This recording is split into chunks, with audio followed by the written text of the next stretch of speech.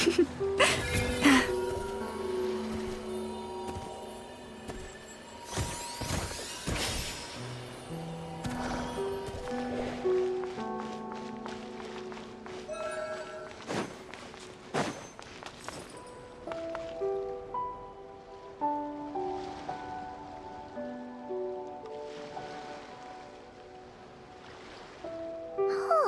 you think the others are making good progress? Hope it's all going smoothly. Oh, hey look! They made it back as well! Flintz! Llama! How did it all go? All is well, thank you. Nefer and Yehuda had to stay at the curatorium to wrap things up, so they won't be joining us for now. I ran into Miss Anefa and Miss Aino on the way back. Their work is still in progress, so I suspect they won't be back for a while either. You seem rather cheerful today, Mr. Flintz. I certainly am. I achieved what I set out to do and came away with more than I bargained for. Fighting alone can get quite tedious, but I had the good fortune to run into a pair of brave young warriors. We meet again. How have you been? Albedo! What are you doing here? Thankfully, tracking you down turned out to be a lot simpler than we envisaged. These two courageously lent me a hand while I was fighting the Wild Hunt. When they told me they were Servarka's colleagues, it all made sense. And given how people of outstanding talent tend to cross paths, it's no wonder you're already acquainted. So, who's your travel buddy, Albedo? Why don't you come and introduce yourself?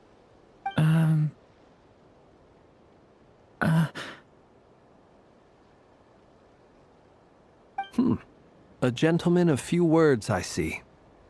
And a rather stern countenance. I presumed you were acquainted with him.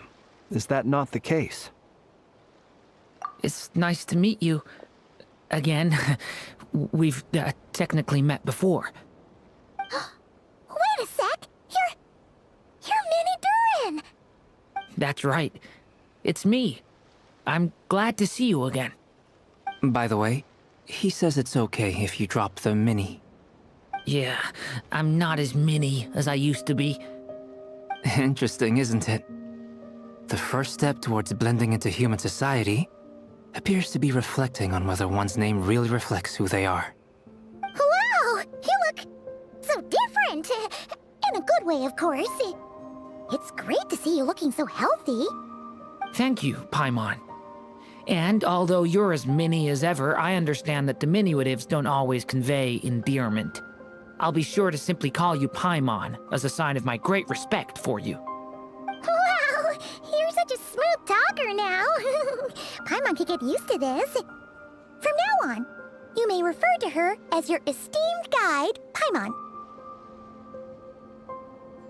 Personally, I think our little Paimon is the perfect size. When people call her Little Paimon, it's just because she's so adorable that they can't help themselves. If that's not a sign of endearment, what is? You're absolutely right, Miss Lauma. My brother still has a long road ahead of him when it comes to understanding human relationships. Anyway, speaking of long journeys, didn't Columbina,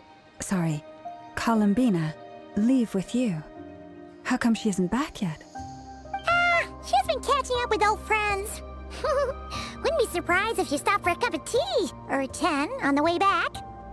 Uh-oh. People are talking about me. Hope it's nothing negative.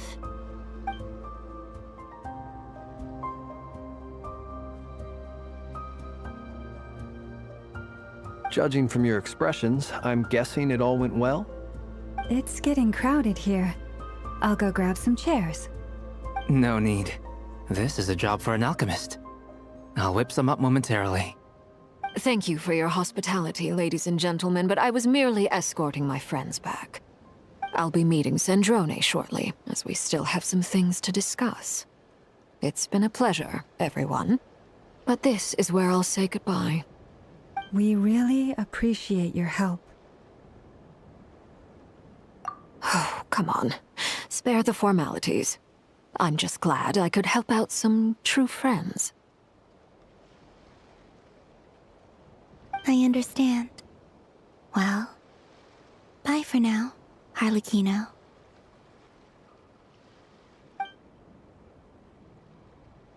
Oh, this place is hopping. It's probably a good thing one of us left.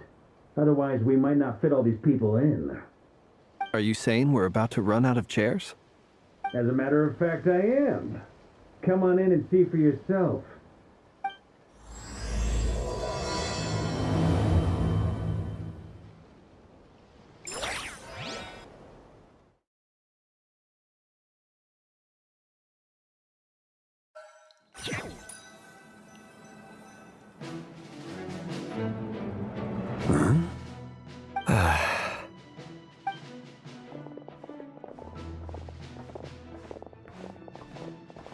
I overheard your little chit-chat outside, by the way. With Miss Columbina's colleague gone, we should be back to the original crew plus the other colleagues I brought in. Though, it looks like we have another new face. Someone else managed to rope in a colleague too? Frankly, you and Paimon are the only people I know here. This here is Deanslip, colleague of Tibet's greatest guide, Paimon, and greatest adventurer, the Traveler. Well, not exactly colleagues, more sort of friends. When someone else jumps in to do the announcing, you know you're speaking to someone important. Let's hear what he has to say. Note to self. Once Paimon knows your name, the rest of the world will soon follow. When he comes looking for us, it's usually something important. Paimon's guessing you've heard about the Wild Hunt, then. From the looks of it, you're about to hold a meeting. If I were to say that the Wild Hunt is our mutual enemy, would that earn me a seat at the table? As the saying goes, the enemy of my enemy is my friend. Mr. Dainsleif, there's a seat with your name on it. Though, I can't promise the same for everyone else. Hey, Albedo, think you can rustle up a couple more chairs? After all this time apart, Grandmaster Varka's first order is to rustle up a couple more chairs. I've missed this. Is he being sarcastic? Hey, he's your brother. Why are you asking us? I've still got a lot to learn about the nuances of human conversation. Trying to decipher Albedo's way of speaking has been like jumping in at the deep end. Oh, good point. Paimon gets you now. Don't sweat it. There are people who go their whole lives without getting the hang of it. You're ahead of the game already.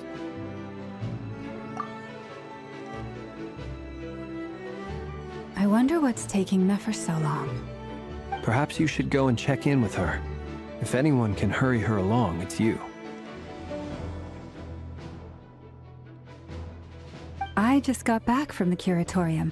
Besides, aren't you curious to see what's taking her so long? Miss Nefer doesn't strike me as the type to share secrets. And since gathering intel is her specialty, I'm guessing she'd prefer to keep her methods confidential. Under such circumstances, would it not be tactless for me to impose? Oh, but it's fine for me to impose. What can I say? You have an unrivaled ability to garner people's affection, Miss Moonchanter. Besides, you have far more in common with her than I do. All right then. Impressive. She barely fought back at all. I admire your powers of persuasion, my friend. As I'm sure Miss Lauma will realize soon enough, the trick in life is to always pitch in with other people's responsibilities so that you can be selective with your own. Another trick is to simply hide in the background. Spoken like a true sage. Anyway, looks like we've got some time to kill before the meeting. Let's take a little breather, folks. And feel free to chat amongst yourselves. We'll get down to business once the other two arrive.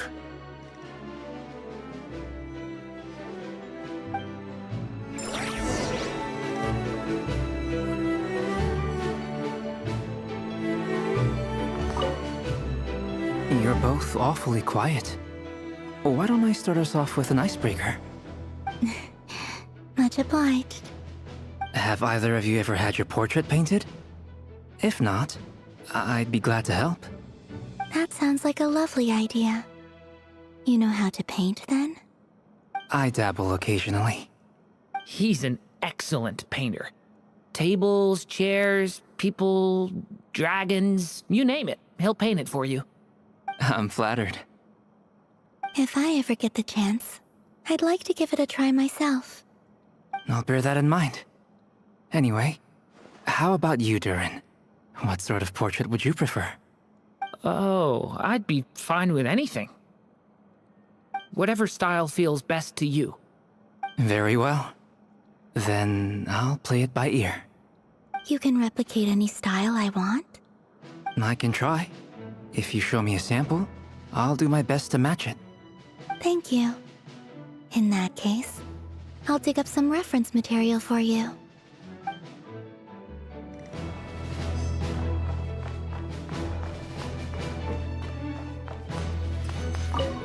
Truth be told, I can't remember the last time I was in a meeting with so many people. You're not alone there, my friend. The Lightkeepers also struggle to bring everyone together for a serious discussion. I don't doubt that. I've only ever met two Ratniki, one being you, and the other being that young guy, Itlua. Itlua is a good apple. I'll give him that. He's kind, honest, and regularly delivers supplies to my lighthouse. A true Ratnik to the core. In that sense, he puts me to shame. So you're what? A fake Ratnik? That's what it sounds like you're saying. But I get the feeling that's not quite what you meant.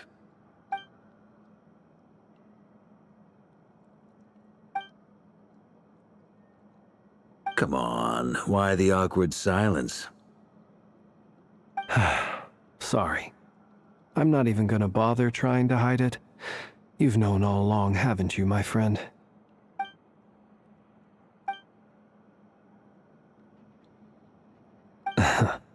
Now that was an awkward silence.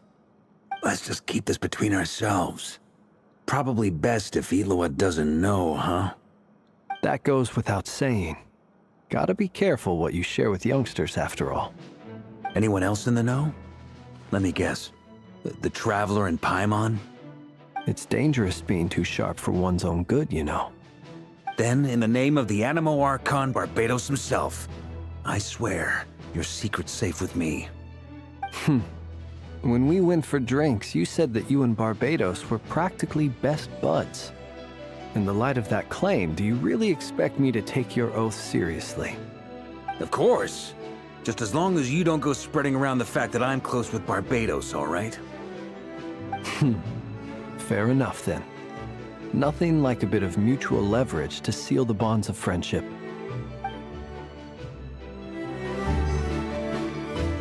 Is there something you'd like to say to me? Yeah! For starters, why'd you just show up here without even giving us a heads up? If you think back to our previous interactions, you may recall that that's hardly out of character for me. You do have a point there. Oh yeah! You'll need to find somewhere to stay the night too, right? Wanna tag along with us? You never know. We might get a group discount. Sure, let's do that. Great! Paimon will handle it! And in return, we can get Dainslift to be our very own personal bodyguard. If that's what you had in mind, you should have said so sooner. I'd be happy to help. Oh, okay then. Paimon was only kidding, but good to know. Anyway, since we're all here together, we might as well watch each other's backs. That's just what friends do, right? Indeed. Thank you.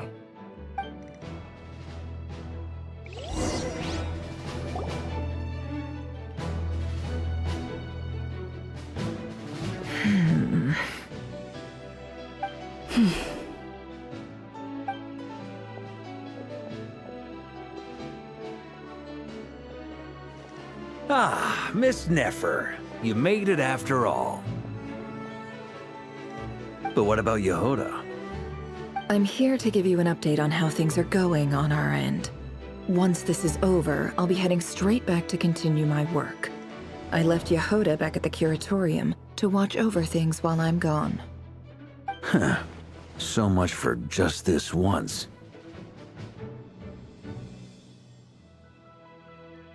Shh! Not so loud! We're on a roll here. What if she remembers and suddenly decides to back out? Did you say something, Mr. Varka? Huh? I didn't say anything. Right, Flint's? Must have been a frog. They get so noisy around here at nighttime. It's like they're putting on a concert in the background. Anyway, before we begin, there's a few introductions to make. Let me start by saying that it's an honor to be speaking before so many distinguished colleagues and collaborators. First up, we have Miss Lauma. As Moon Chanter, she's the leader of the Frost Moon Scions, a local religious community in Nodcry. Then there's Miss Nefer, boss of the Curatorium of Secrets, an intel gatherer extraordinaire. Nefer is leading the investigation into Rerer's background, assisted by Yehoda and Lauma. From the little I've heard, they're making some great progress. Over here, we have Mr. Flint's, a ratnik and guardian of the abandoned lighthouse. In our last operation, he courageously distracted the Wild Hunt to buy time for the rest of us. For those of you who've never met, this is Mr. Albedo, a renowned alchemist and captain of the Knights of Favonius investigation team. By his side is a new face for us all, myself included, Mr. Durin, who has come to lend his aid. Next up, we have the Moon Maiden and former Fatui Harbinger, Miss Columbina. Then we have the Traveler, who's earned more titles than I could possibly hope to list out, so I'll spare you the rundown. And Paimon, the ultimate travel companion and quite possibly the best guide in all of Tevat. Wow! That's a lot of people! Great turnout! Miss Nefer, it looks like you might have another job coming your way, so, congratulations on the booming business, I guess. You think I haven't got enough on my hands as it is? Who's looking for me now? That would be me, Miss Nefer. I have a commission for you. And you are? Who I am doesn't matter right now. What does matter is that I'd like you to gather more intelligence about the Recher of Solnari. Well, it's not as if we never take on anonymous commissions. But in your case, I'll have to decline. I'm gonna take a wild guess and say your job's probably more hassle than it's worth. Something about you seems like bad news. It's my eyes, isn't it? Conrian, I assume. And what's with the mask? Are you trying to hide your identity? In any case, the fact that you're even still alive raises an awful lot of questions for me. My name is Dainsleif. And yes, I am from Conria. As I'm sure you're aware, the Recher of Solnari's real name is Rerir. He was once an acquaintance of mine. Really? Then you must have been quite an influential figure yourself. You flatter me, but none of that matters anymore. My point was simply to clarify why I have asked Miss Nefer to investigate Rerir's background. So you're both from Conria, and it sounds like you used to be friends? What am I missing here? Surely you already know how he became one of the Five Sinners. I'll tell you everything I know. The history of Conria, the names and identities of the Five Sinners. I remember it all like it was yesterday. I have never spoken openly of this before. But the truth was exactly as people say. The Five Sinners were each driven by their own desires, and it was by playing upon these that the Abyss tempted them to their fall, tearing Conria apart in the process. The visionary, Vedafenir, who wished to foretell the future. The wise, Haroptatir, who sought limitless knowledge. Gold, Rhindaughter, who desired to create life. The foul, Surtologi, who pursued supreme strength. And last, but not least, Raker of Solnari, Rerir, Ravager of the Moon. Of the five, Rerir is the only one who remains a mystery to me. He never harbored grand ambitions, so what changed in the space of a single night? How did he come to fall like the others? In other words, you're saying that his change came as a shock to you, and you have no idea what actually happened? That's right. You mentioned how the Abyss tempted them, which led to their fall. But what did that look like in practice? And what other context can you give me about the events of that time? The more detail you can give me, the better. Strangely, now that it comes to it, I hardly know where to begin. The fateful night took place during the era of the Eclipse Dynasty.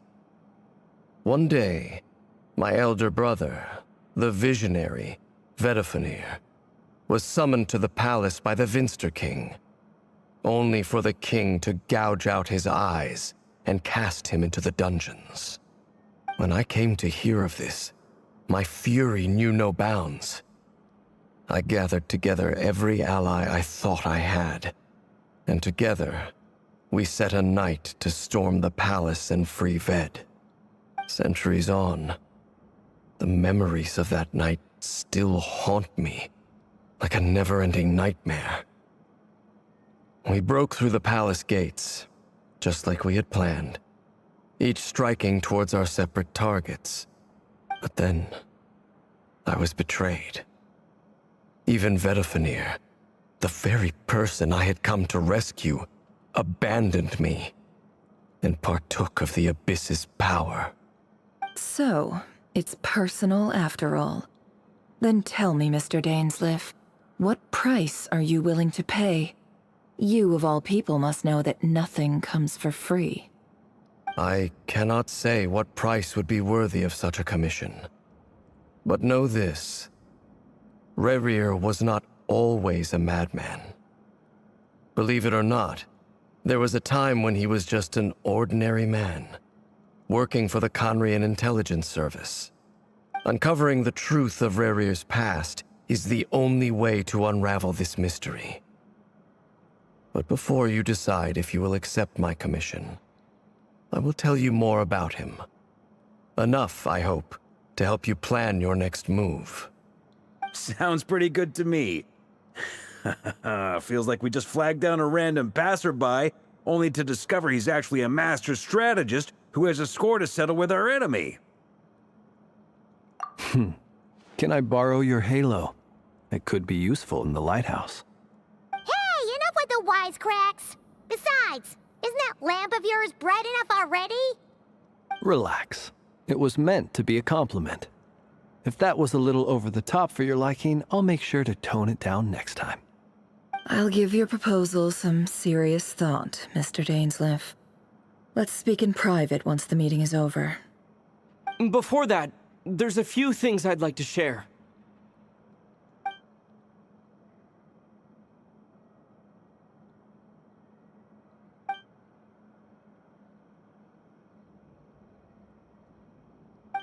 Now that we've united the hearts of the three moons, your power should be greatly enhanced. But it seems like that hasn't happened yet? I believe it will take a little longer. You've done so much for me, so I want to be completely honest with you all. Even though I'm doing a lot better now, the truth is, my recovery will likely be an ongoing process. From the moment I was born, my power has been slowly ebbing away. And that is because Tevat has never accepted me. Even with the moons united as one, it seems my rejection cannot be undone. So far, I have yet to find a solution. It may turn out to be a problem that will plague me until the day I finally leave this place behind. Even so, I will do everything in my power to help you drive out the Raher of Solnari. As Arlecchino put it, this is not about chasing the spoils of victory. It's just a gesture of heartfelt gratitude. Kutar.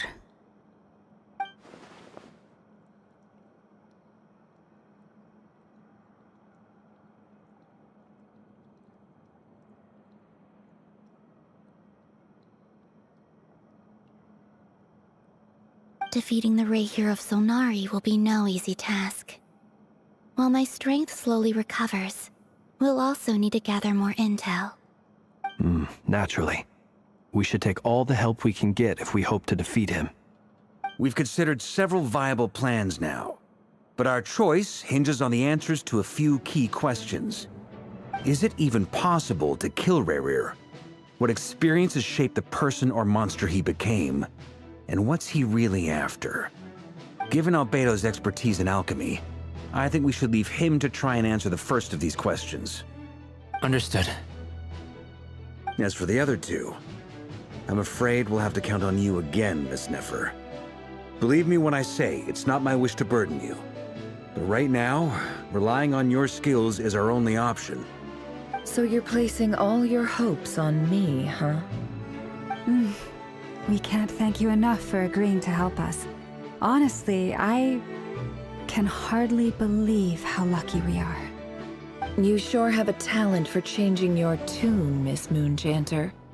Timid like Yehoda one moment, then flinches insincere flattery the next. Ladies, please. I must object to your portrayal of me. That's all. Feel free to keep bickering. Just pretend I'm not here. I almost don't want to leave this room. I'm curious to see how this plays out. I have faith in you, Miss Nefer.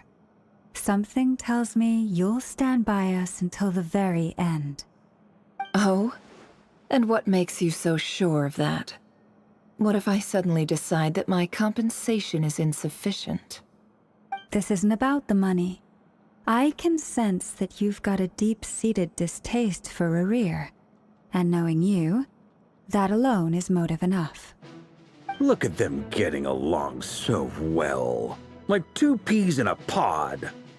And I'm the one they accuse of insincere flattery. There is no justice. Miss Lauma, you have to understand something. Unlike you, I don't actually enjoy having everyone's hopes on my shoulders. Is that right? Well, maybe the fact that I'm willing to put my hopes in other people says more about me than you. But the fact is, I also trust you. And that's because I know that you're someone we can count on. Anyway, we've got our plan, so let's get moving. Mr. Dainsleif, let's talk. And Traveler, once we're finished, if you've nothing else planned, I'd like you to come with me. This whole experience is teaching me a lot. For instance, I now know that when other issues come up in the future, I'll have far more luck getting Lauma to convince Miss Nefer than trying to do it myself. Hate to say it, friend, but that's one of the funniest things I've heard in a while. Why? You think I've got it wrong? Quite the opposite. But what makes it so hilarious is how long it's taken you to realize.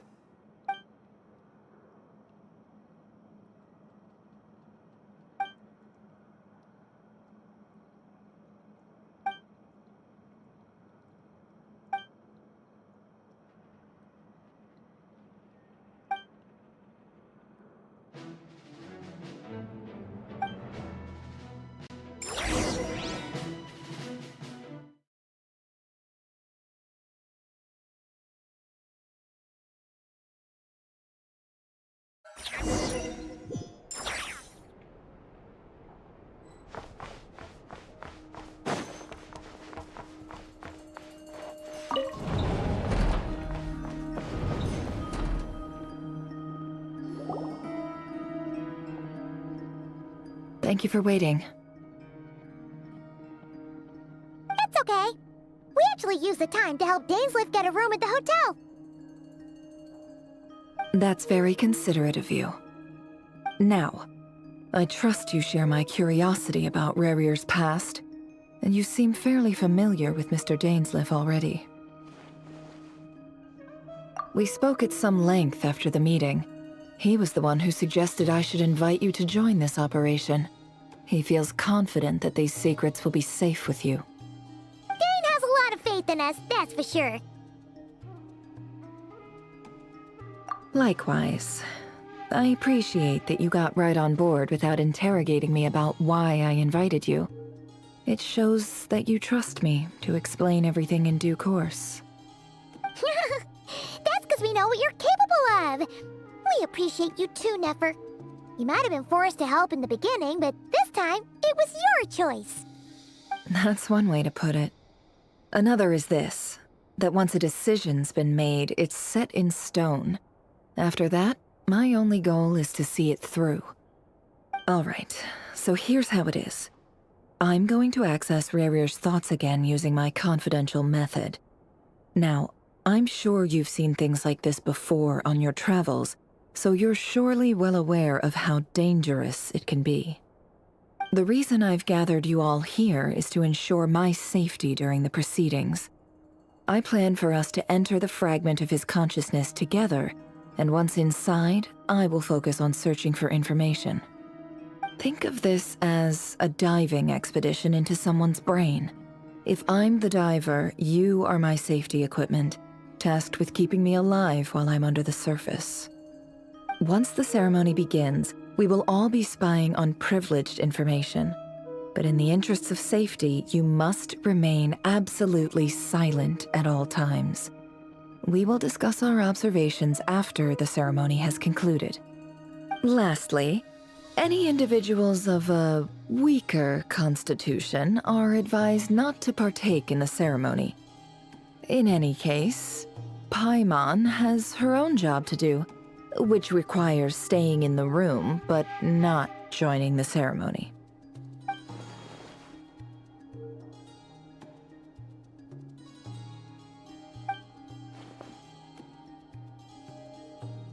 Well, good luck, everyone. Sounds like all Paimon can do is cross her fingers and root for you guys. There's a little more to it than that. I was being serious when I said you have a job to do. While the rest of us are inside Rerir's mind, it's imperative that we have a team member on the outside. In the event that something goes wrong, you will be our first responder. I don't anticipate any issues, but the extra level of safety will be greatly appreciated. I second that.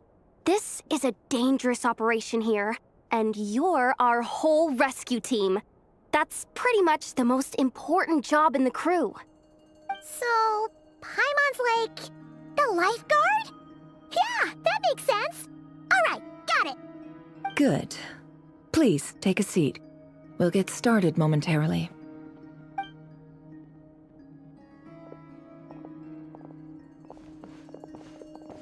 So, did Mr. Dainsliff tell you anything else? He told me that he believes Rerir kept some big secrets in his life.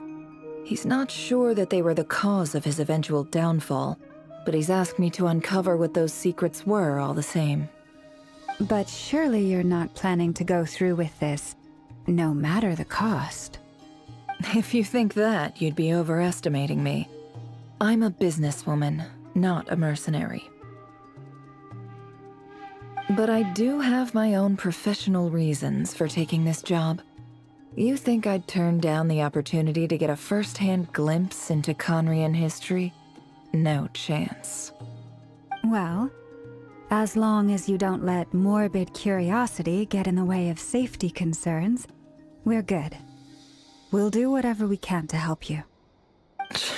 You're such a killjoy.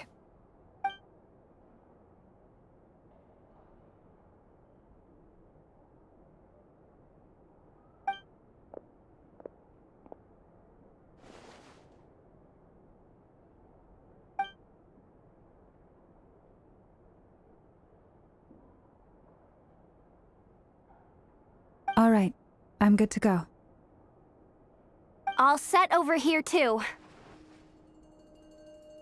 Promise, Paimon, you'll be extra careful. All right.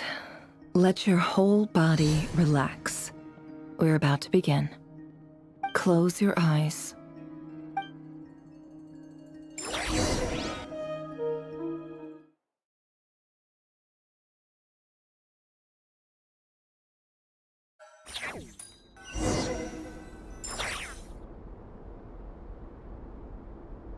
Phew. Could this be his office? Pretty standard setup. Bookshelves, paperwork, files. According to Dainsleif, Rarier used to be an intelligence operative. Chances are there's plenty of top-secret intel stashed away in this room. Is this where you keep your secrets, Rarier? Can't say I'm not looking forward to this.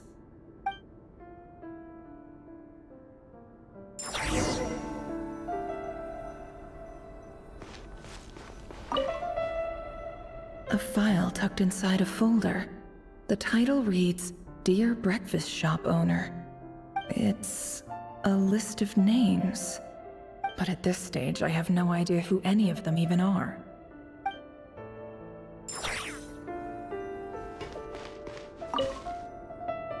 Wonder what kind of encryption technique this is. Seems like it has to be inserted into that camouflage device nearby. Aha! It's an audio recording. Please, hear me out. I can't shake this feeling that someone's been spying on our house. No, I'm not being paranoid. It's true. I saw someone dressed in all black. It was a couple of days back, but that was on another street, not near my house. I swear, I know what I saw! There's a note in the margin. Surveillance of the Runforther residence has concluded. We apprehended the target and filed the mission report last night. Could the voice in the recording belong to one of Rarier's targets?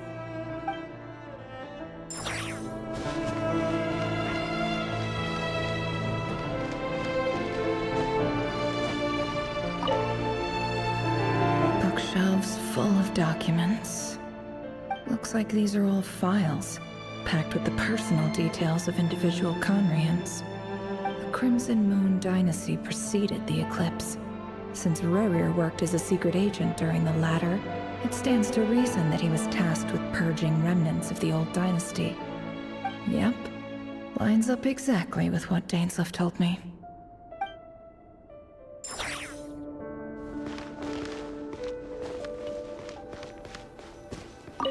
He looks even gloomier than last time. I wonder what's changed.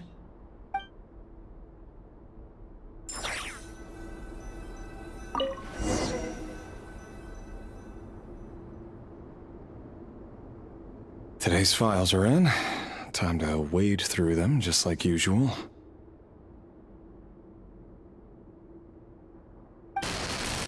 Male, 51. Occupation, cook.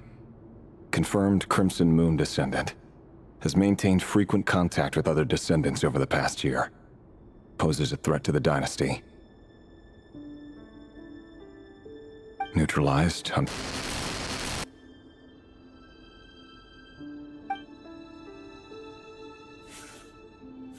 This one should be archived under purged targets.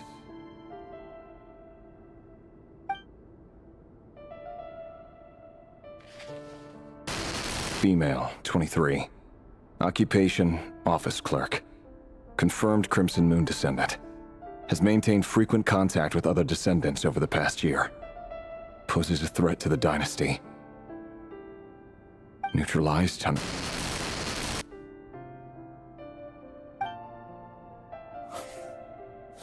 Another one for purged targets. Sounds like she was that other man's daughter. Never mind. What's it got to do with me?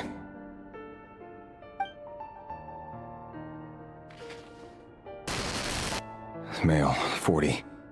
Occupation, teacher. Confirmed Crimson Moon descendant. Has been observed making contact with other descendants during the past year. Poses a threat to the dynasty. Neutralized on...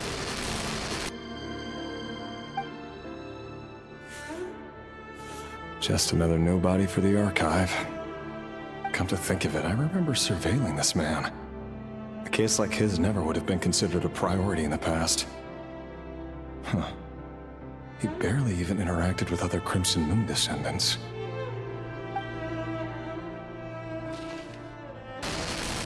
Female, 16.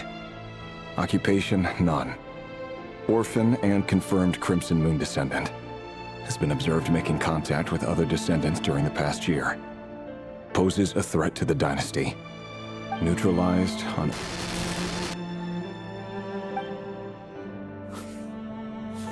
Filed. I have no recollection of this girl. None whatsoever. She doesn't seem to be anyone important, but then again, how many of them really are?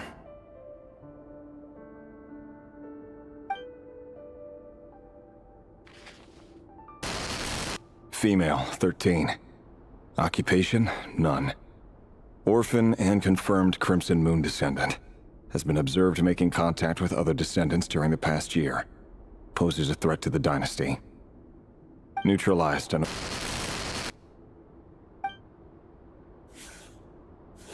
Filed.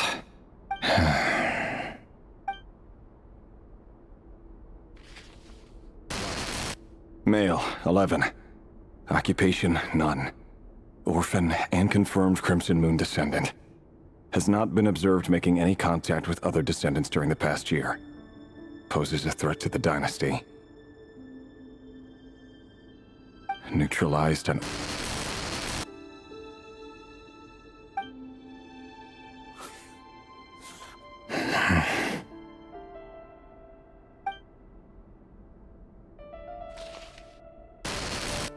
Male. 6. Occupation, none. Orphan and confirmed Crimson Moon descendant. Poses a threat to the dynasty.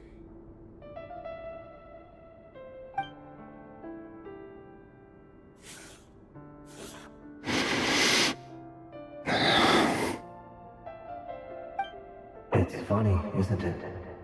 Your job is becoming both harder and easier at the same time, depending on how you look at it.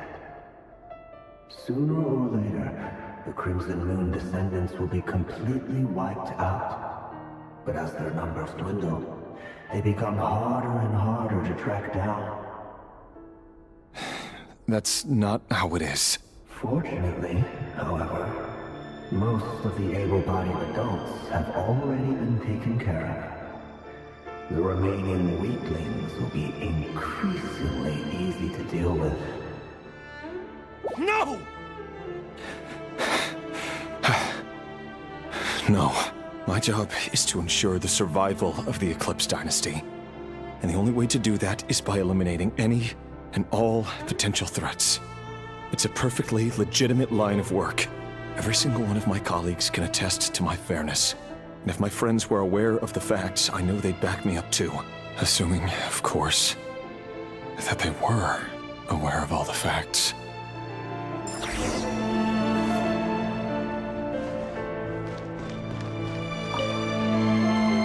A box containing a ring inlaid with a precious gem. Must be for his girlfriend.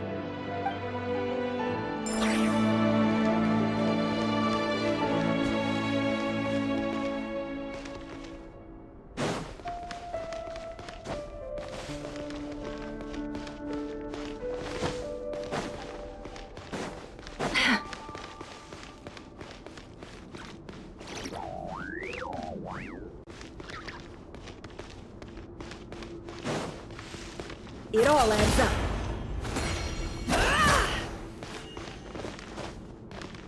He looks even gloomier than last time.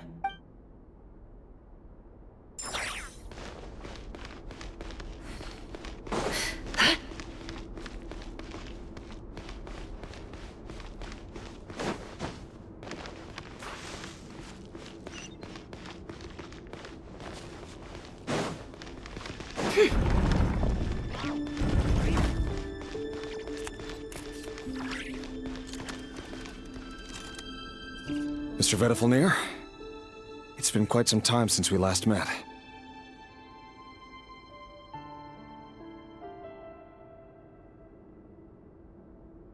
Rerir, I trust you're here because you have something important to discuss.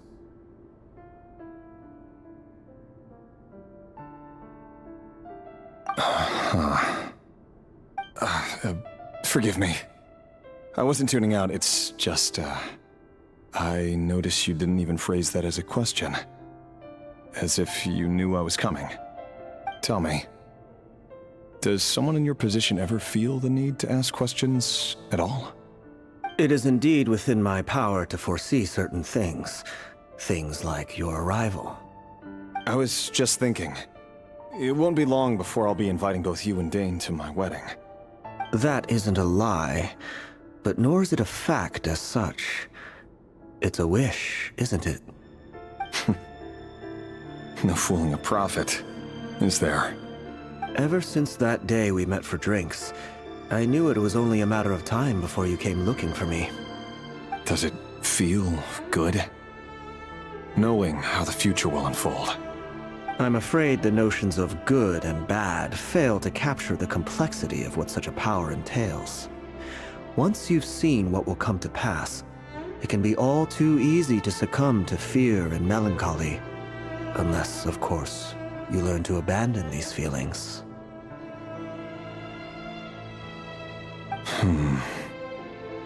You fear my silence, and long to hear the words I left unspoken that day.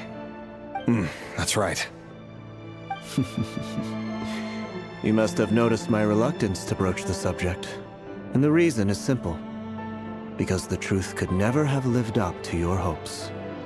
For both our sakes, such words are better left unsaid. The burden of prophecy was never meant for your shoulders. So who exactly do you deem worthy to hear your prophecies? None but our exalted king? Or rather, our king as he once was. You're closer to his majesty than I am. You must know better than anyone how much he's changed. You say that as though it is to my benefit. Yet precisely because of that, I dare not speak rashly. A king can turn out to be the most virtuous of rulers, or a tyrant more terrible than the most vicious of dragons. You are so wise and far-sighted, yet still you would have me live in fear of the unknown? You make a fair point. Especially given my silence alone was all it took to send you spiraling downwards. Very well then. Let me offer you some advice. And I say this not as a prophet or a visionary, but simply as the brother of your friend. For many reasons, there is very little chance of your marriage ending in happiness. If happiness is what you seek, you should find another fiancé.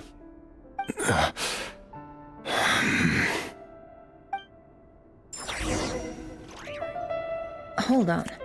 There's that same black fog again. Could this memory belong to Thelindis?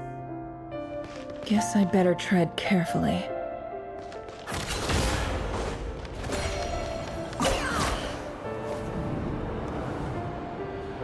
Wait. Hear me out.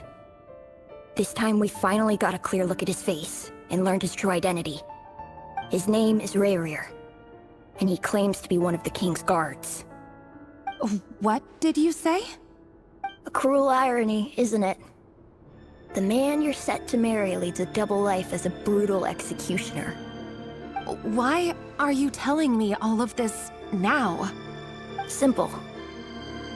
It's because I want you to kill him. You are the only person he would never suspect. No, absolutely not. I would never dream of doing such a despicable thing. So you'll just stand by and watch him slaughter us to the last? Do not forget that the blood of the Crimson Moon flows in your veins too. The blood of the Crimson Moon? What does that matter now? The dynasty has long been dead and gone. You think that alone is reason enough for me to throw away everything I have? Why wouldn't it be?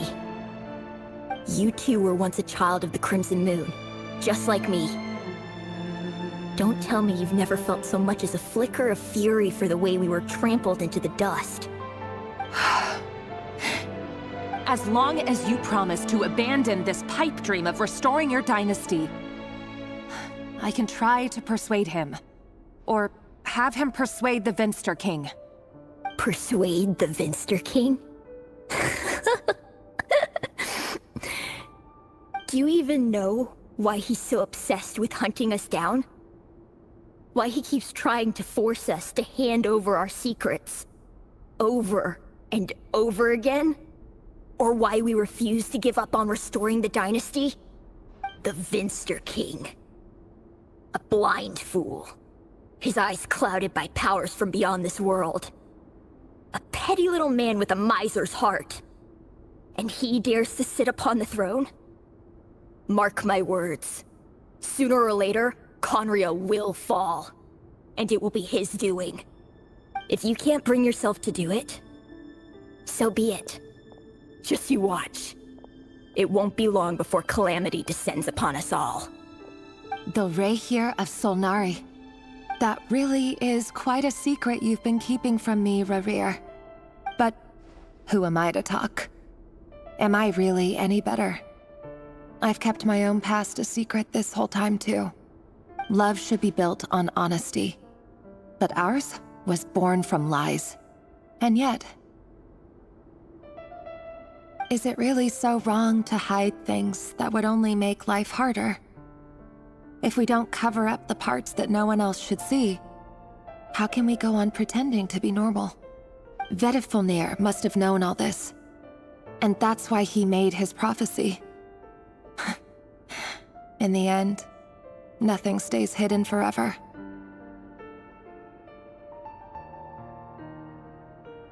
But I won't just sit by and watch this disaster unfold. I'll do everything in my power to protect what I cannot afford to lose, no matter who I have to face.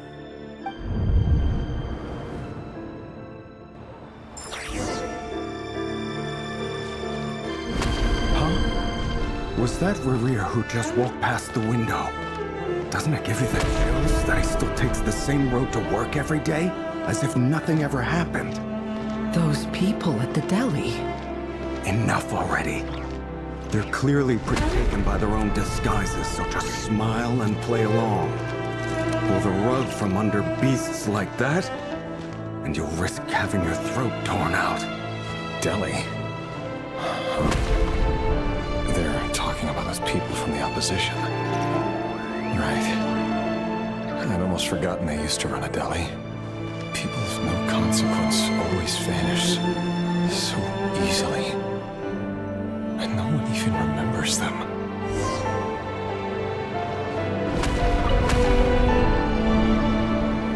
But surely you can see he's not the man he pretends to be! So many have died already, and they say that the king's madness grows with each passing day. We're not going to survive this, are we? But why does it have to be this way?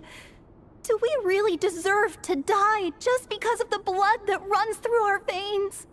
Felindis, are you even listening? Sorry, Freether. My mind was off wandering. I heard you, though. You're talking about what Rerir said. He's just following the king's orders. He's a secret agent, and it's his job to hunt down rebels and dissidents. By the time you first met him, he'd already taken lives. Maybe he was using you from the very beginning. No. Rerir has no idea I have anything to do with the Crimson Moon.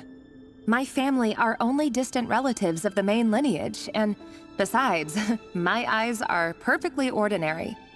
Truth be told, apart from my teacher, pretty much no one knows I have any connection to any of it. It's been a long time since my family severed ties.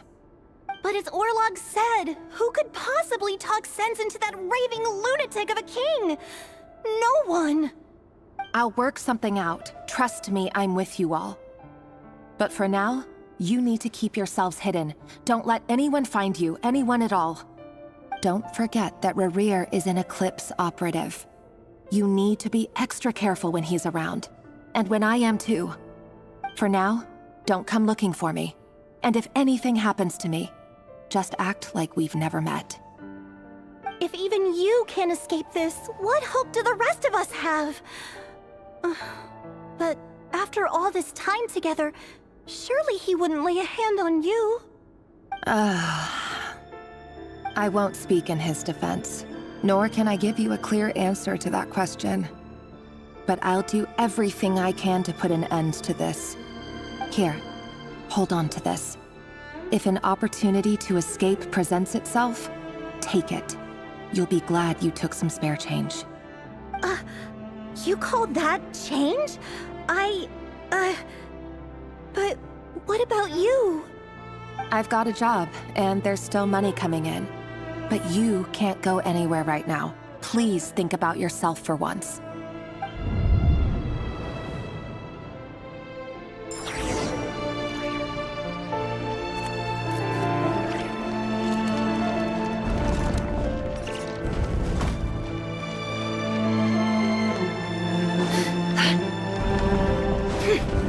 Another day, another round of assassination training. Training ground is just beyond this hidden passageway. When you see a person, doesn't it bother you when you end up covered in their blood? Why would it?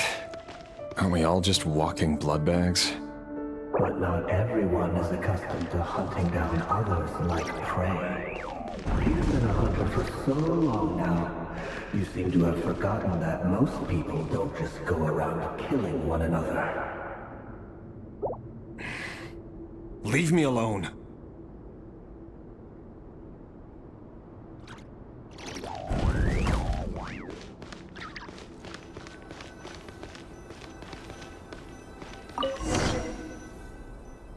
Can't I? Make sure you got a firm grip on the handle.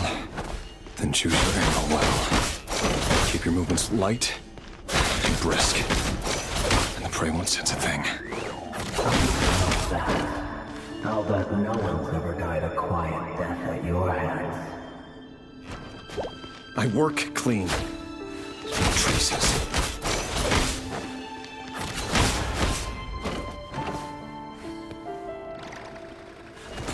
Doesn't make it open and above board though. The thing that happens to you right now. That won't happen. He's changed. Ever since he fell under the spell of that power. In the dream, maybe I could take out a handful of them. But now... The ones I dealt with have always been guilty. And I've carried out my work flawlessly.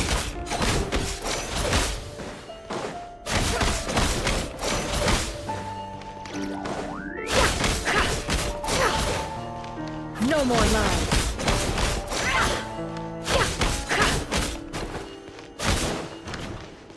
It all adds up.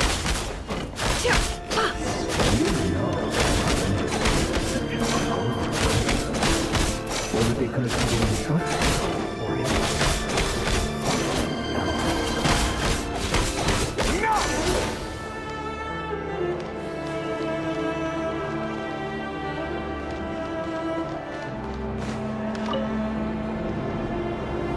Delindis, do you still remember Orlog? Orlog. The boy who was pretending to sell flowers. You spoke for quite a while, didn't you? Yes, we did. What about him? He was arrested 2 days ago. Chances are he's already dead. He... I just don't get it! After everything he's done, why do you still stand by him? Or does it mean nothing to you that people keep dying? No, that's not... Just hear me out. I need to go now, Thelindis. They're looking for us. You take care too. If you ever need a place to hide, come find us.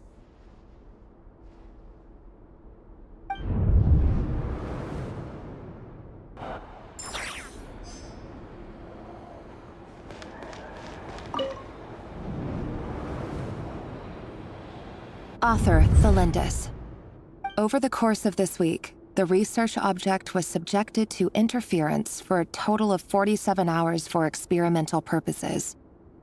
The results are as follows.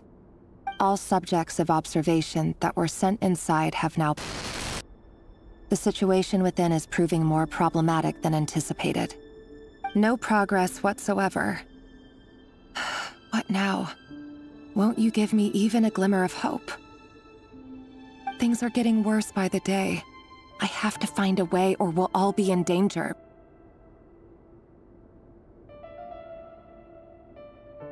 But I... If all this research comes to nothing, what then? Sooner or later, it'll be my neck on the line. But could he really bring himself to kill me? No. Surely he wouldn't have the heart.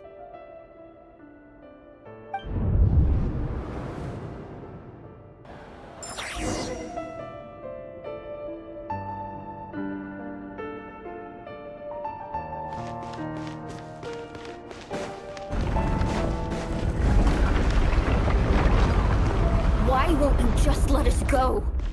We don't even know each other. All we want is to live ordinary, peaceful lives. You want to live?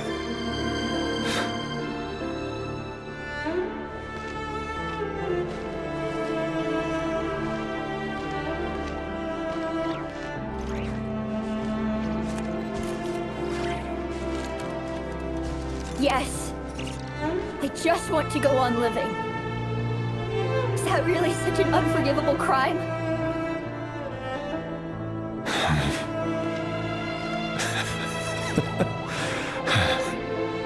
You want to go on living. I want to keep living too. To keep living forever. That's why I have no choice but to continue on the path I'm on. If only some savior would suddenly swoop down and change the way the world is. Too bad it's not going to happen.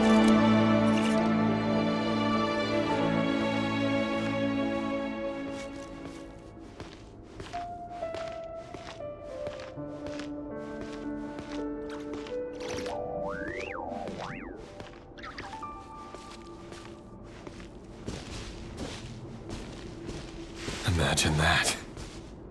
If there really were such a person, you and I wouldn't be standing here like this, would we?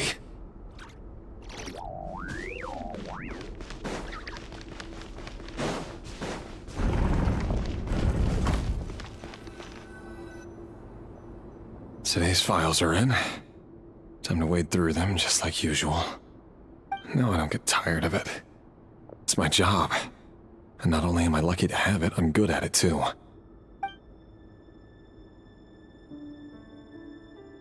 Huh. Wait. That's... Thalindis? No. No! No! Why? But you bear no mark of the Crimson Moon. How could you possibly have anything to do with them? It cannot be! A diluted bloodline. Carefully concealed. I see it now. You've been living in the shadows just like me. What a fool I've been. Numbing myself with talk of justice. Even imagining my friends would back me up. But in the end, Irminsul. Finster King! How far are you going to take this? From the direct bloodline to secondary offshoots? And then what? Today it's the descendants of the Crimson Moon. Who will it be tomorrow? Will you not rest until everyone down here is dead? No. This cannot go on.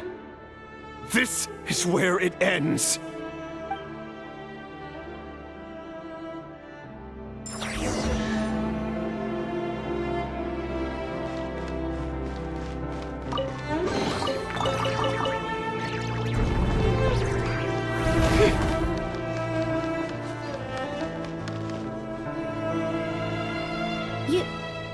You're really letting me go? I am. As long as you can guarantee that no one will find you. Don't worry, I'll be extra careful. No one will know I was here. But what about you? Me? If you let me go, you won't be able to complete your mission, will you? Good point. In that case, maybe you should stay. No, please! I just want to see the outside world again. To... Go on living? Yes. I know you're a man of your word. So please, just let me go. If I let you leave, what will become of me? Just kidding. Go, now. But remember, don't let anyone know you were caught. We'll be seeing each other again very soon if you do.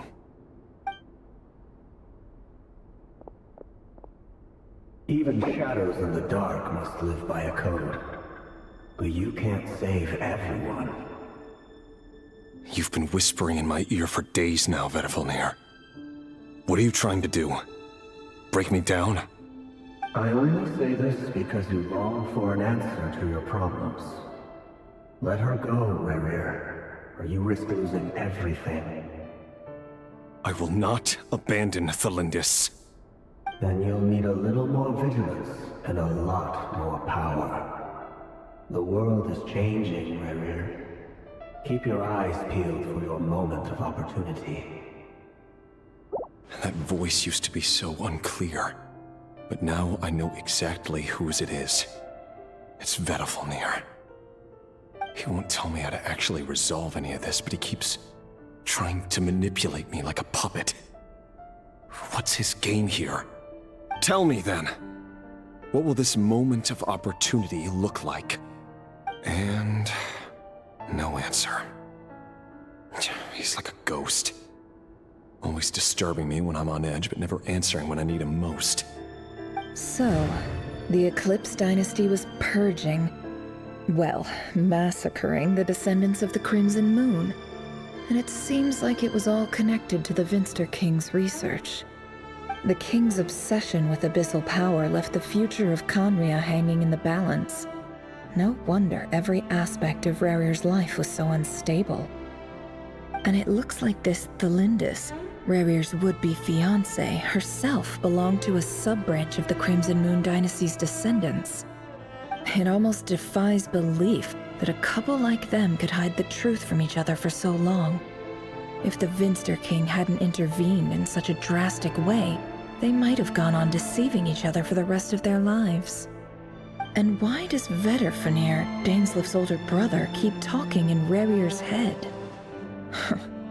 This guy kept more secrets than I ever imagined. The human mind is like a vast desert of shifting sands. When you follow the flow of someone's memories, you only ever see the parts they're willing to let surface. Time for something a bit more creative. We've been inside Rerir's mind this whole time, building up a picture of his psyche. There's already enough clues on the board to start reading between the lines and mapping out the rest. Now, we can finally begin to put the pieces together. Sure, it'll only be a reconstruction, part simulation, part reasoning, but it's usually pretty accurate. Once we've built up a cognitive profile, we just need to cross-check the logic behind his actions. And then we'll be able to take a sneak peek at whatever it is that Rerir has really been hiding.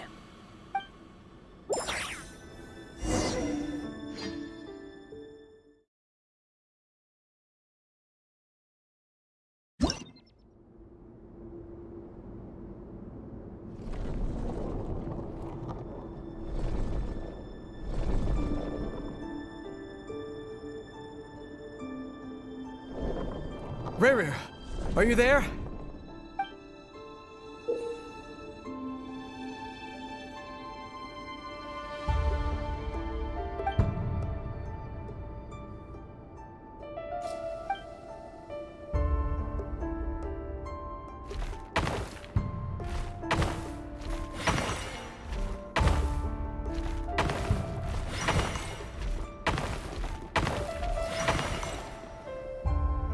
Hey, Rerir! Come out, it's urgent! Dane? What's wrong? Quick, come with me. I'll explain everything once we've met up with the others.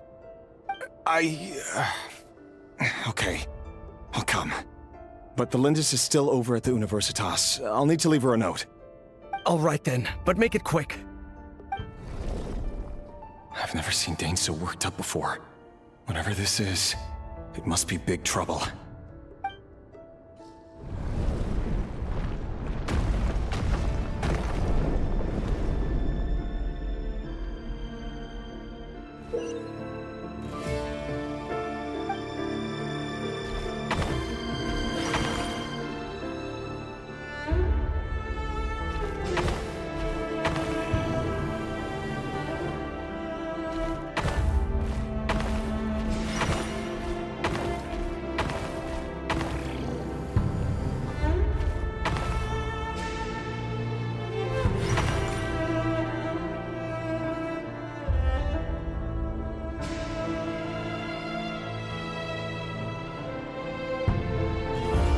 Well, this is a nice change, meeting you all at this hour. When men and women of ambition can speak face to face in broad daylight, I say that's a big step forward for our dear Conria. Don't be ridiculous. We do not fear the day. Why would we seek refuge in the night? You might ask your blade that same question. I'm told it prefers the cover of darkness. The word on the street is that Sertologi only strikes when he has an unfair advantage. But that is patently false. I see you're missing an arm and a leg. Surely only a fair fight could explain that. If this is your way of offering me replacement limbs, believe me, I'll take them. Oh, we can certainly discuss that. With bioalchemy, anything is possible. Assuming I have your full support in my research. Lunatic. Roptatir, what brings you here? Why, Dainsleif, of course. He invited me. Please, cast aside your apprehensions, Miss Rhindaughter. Whatever the rumors may say, I am but a humble servant of the king, and I can assure you he affords me no greater convenience than he does you. Well, the Universitas Magistrorum won't stop fawning over you, so at least some of the rumors must be true. You're clearly doing well for yourself, so drop the humble servant act. It endears you to no one. You're president of the Universitas Magistrorum, the chief royal mage known as the Wise by royal appointment, and by far the most favored among the 4 pillars of Conria. Vice President Veit doesn't even try to hide his envy when he sees you. My success is the product of hard work and good luck. It's as simple as that. Were the king not such an extremist, I hardly think I would have received a senior post at my age. Of course, no job is without its gripes. Serving a king like ours can be a challenging task, as I'm sure you can imagine. And as for Efterveit, in missing out on the presidency, he's dodged a mountain of stress. Like everything else in life, it comes with pros and cons. You're all here. I apologize for the short notice, but it was an emergency.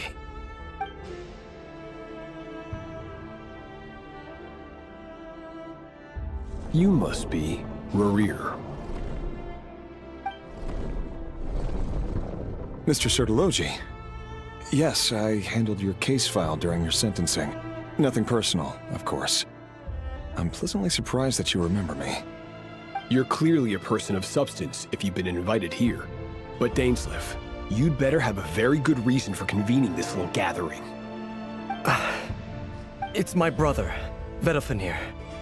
After he spoke at the court this morning, the king was so infuriated by his words that he had him blinded in both eyes and thrown in prison. Vedofenir in prison? Strange. I thought the king trusted him and Horoptatir more than anyone else in the world. Does this mean the king's circle of trust just got even smaller? It has nothing to do with trust. It's about what the king wants, which is as clear as day to anyone paying attention. I simply appease him, because it's in the best interests of the Universitas Magistrorum. And also because you're slimy. Vedafulnir, perhaps less so. But still, a visionless visionary?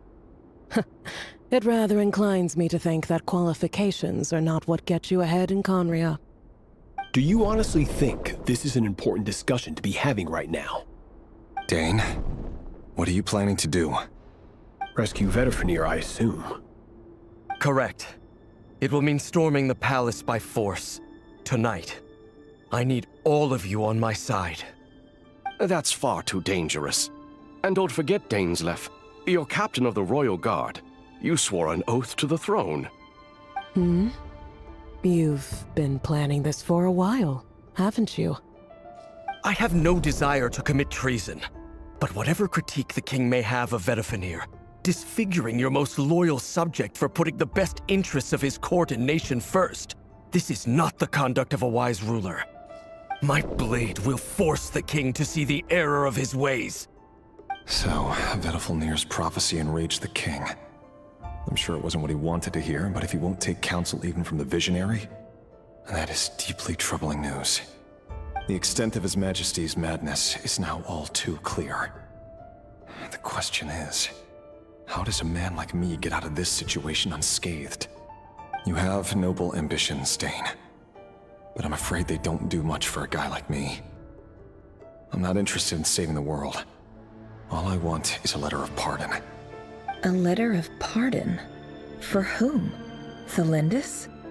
The chances of the Vinster King issuing a pardon for anyone connected to the Crimson Moon seem vanishingly slim.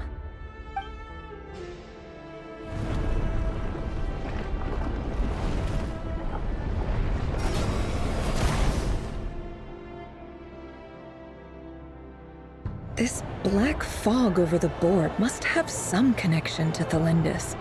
But why is it taking this form? Does it have something to do with Revir's past? Another mystery I'll need to unravel.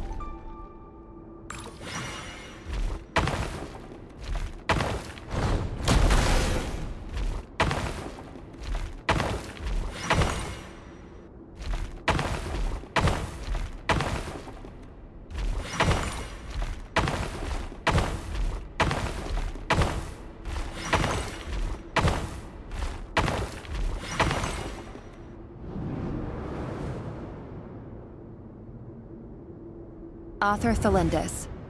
Over the course of this week, the research object was subjected to interference for a total of 60 hours for experimental purposes. The results are as follows. Research dating back to the Crimson Moon Dynasty has established 2 points regarding moon marrow. Firstly, its origins have something to do with a god's power. Secondly, it serves as a portal to an as-yet indeterminate location. Moon marrow can thus be defined as a spatial gateway. However, there are a number of hurdles to overcome before we can answer the question of where it leads to. To start with, opening the gateway requires a specific power source, which the relevant literature indicates. An enormous amount of power is then required to keep the gate open. Currently, the total power output of our instruments remains in the single digits. To make matters worse, I am now the only staff member remaining in the Moon Marrow lab. The Universitas Magistrorum recently decided to move most of its personnel into abyssal energy research, which has stymied all Crimson Moon-related projects. This is not a wise move. I have always maintained that placing all our hopes in a single source of power is risky, especially one as poorly understood as this. as well as making ourselves overly reliant on a single resource. We are neglecting other promising technologies. I apologize if this comes across as disrespectful. But as a Moon Marrow researcher, I desperately want to see the world beyond the gateway. If we really made it there one day, what would we find? And how would we go about taming the unknown? My imagination is endlessly fueled by questions such as these.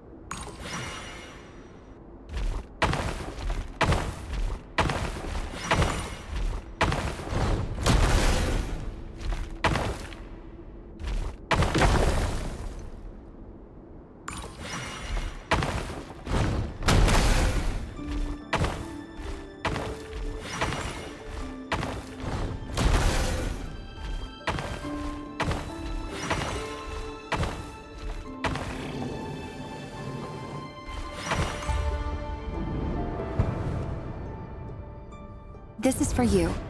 I heard you're gonna leave the city with your parents. The Lindis, did you hear about what happened? I've heard nothing. Rerir got back very late last Friday, and he was acting a little unusual, but he slept pretty well, so I'm guessing whatever he did was a good deed.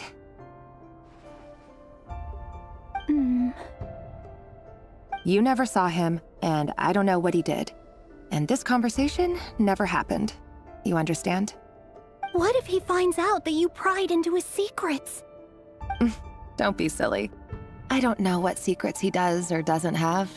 All I know is he's just a normal guy who happens to run some errands for the king. Are you scared of him? I don't know.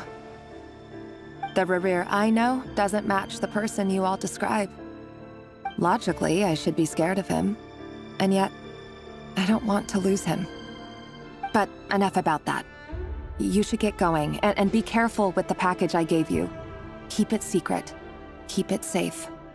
What's in it? A piece of the moon. All you need to know is that as long as you keep it safe, then in the future, everyone will be able to see a red moon. A red moon? You mean our moon? That's right. Our moon. Promise me you'll look after it. I promise, the Lindis. The Crimson Moon bloodline will never die out. Its light, the color of blood, will become like a fire that flows in our veins, no matter how long it takes.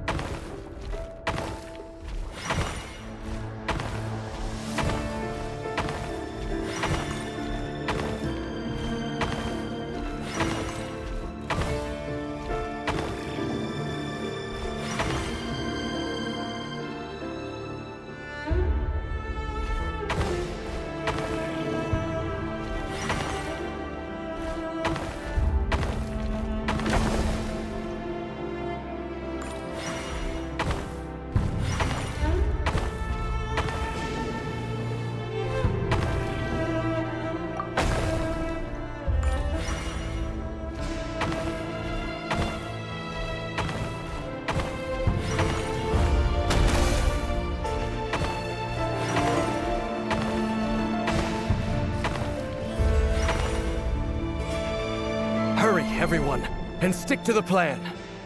Sir Dainsleif, what are you? Is this treason?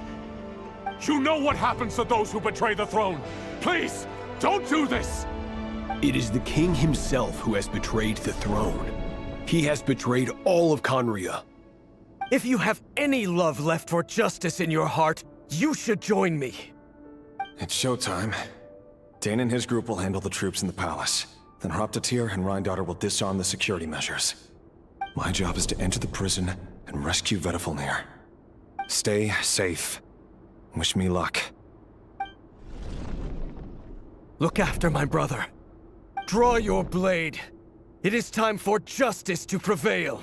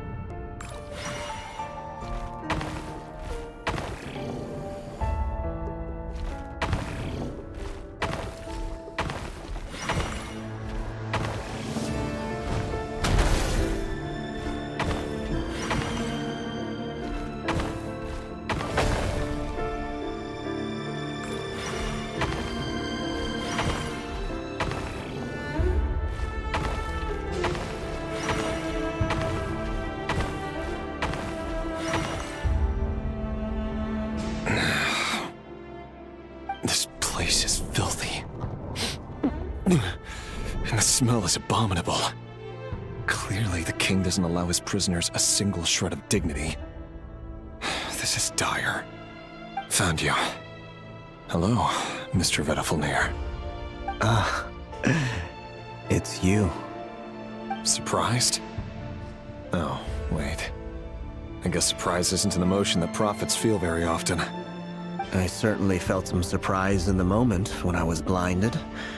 Surprise at the king's sheer ignorance. Surprise at just how unfairly this world responds to words of earnest remonstration. I'm curious. What did you prophesize this time? It wasn't a prophecy. It was a word of warning. Someone had to say it. The king has forsaken all reason in pursuit of his obsessions. I simply told him that if he continues on this path, Conria will surely fall. But he didn't listen. Worse still, he stabbed you in both eyes and locked you away. Dane asked for my help. The court is in complete chaos now, but I'm sure you predicted that. Everything is transpiring as I foresaw, yet I am powerless to change it. Fate is an immutable force. I can but lament as the inevitable unfolds. I do wonder whether giving a man the power to see the future does nothing more for him than slowly crush his spirit. Forgive my curtness, Vedifalnir, but the king did not suddenly turn on you today. His suspicions have been brewing for a long time. You can't have wisdom beyond the reach of your fellow man without attracting his fear and suspicion.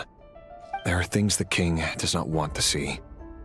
So, he doesn't want you having visions of them either.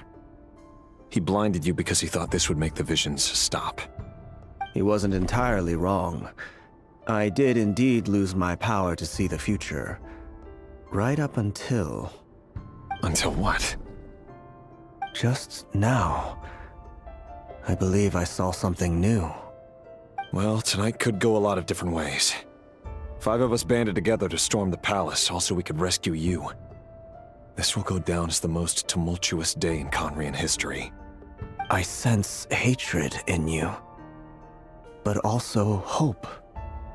A desperate hope that with the tyrant deposed, that will be the end of the story. But this is not the end. It is the beginning of a new chapter, in a whole new story. There are many men of honor and courage in this world, Rerir. But you are not one of them. You're not here for justice, are you? You're here for yourself. Is that a dagger? Interesting. Why not the polearm? It was always your weapon of choice. With your abilities, I don't doubt that you were able to recover some of your sight. But I also doubt that you want to make an enemy of me right now. Of course not. We're on the same side, aren't we? We could be. But I need you to be honest with me, Vedafilnir. At this point, you're my only hope for the future. You mean your future? With your beloved, Felindus? Yes. And I know there are bigger things at stake here. A dynasty, a nation, maybe the entire world. But forgive me, I care first and foremost about myself. I can't abandon the one I love to save myself. I just can't do it. But you see a broader picture of the future than I. You see the solutions to the biggest problems of our age. So tell me, what is my solution? What's the answer? In matters of fate, answers are either right or wrong. What will be and what will not. Maybe you are willing to pay a certain price in the pursuit of happiness, but unfortunately, fate does not negotiate. That is the cruelest thing about fate. It is unmoved by your sacrifices. That can't be true. I know it's your voice that I keep hearing in my head, urging me to see how the world is changing, to seek more power, so I can protect the things I love.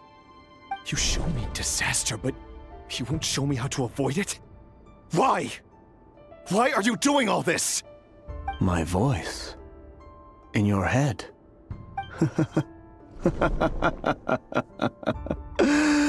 So, you hear it too?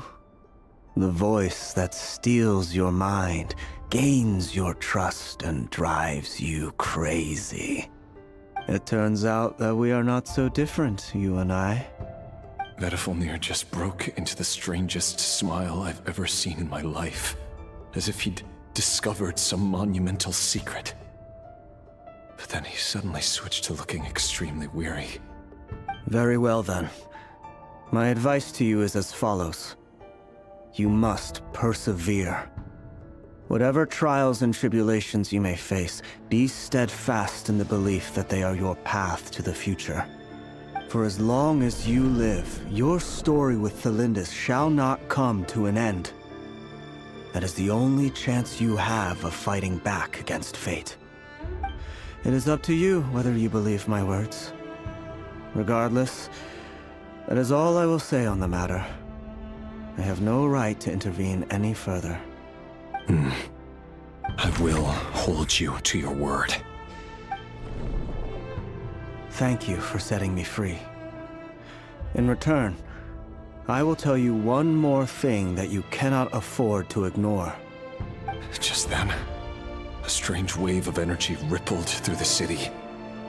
We had no idea what it could mean. If I were you, I would head to the Universitas Magistrorum. The Universitas? Oh no! I'm sure we'll be seeing each other again very soon, Rerir. Whatever Vedafilnir said, I didn't catch it. I didn't even help him out of the prison. There was no time to lose.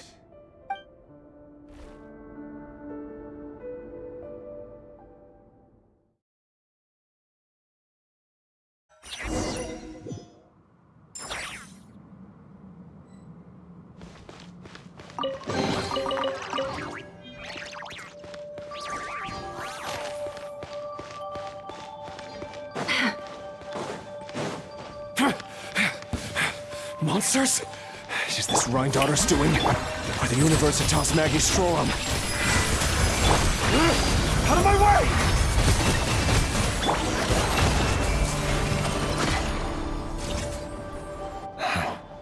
The Universitas. That reminds me of a rumor I once heard. Allegedly, the king installed secret mechanisms in the palace and around the city.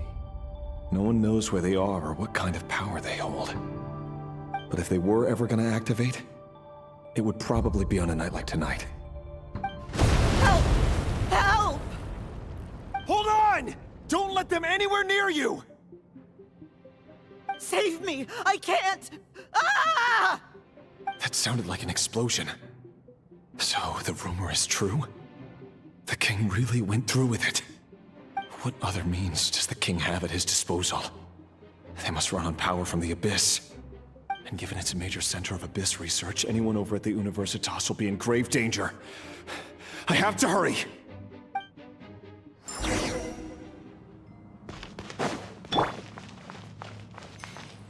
Yeah. A bitter pill to swallow. The doctor will see you now.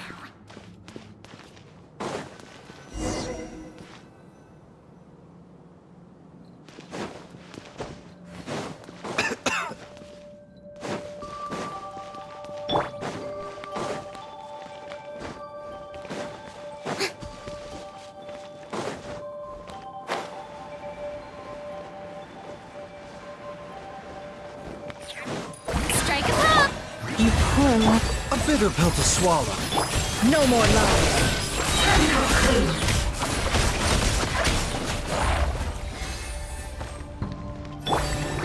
Let the world come alive!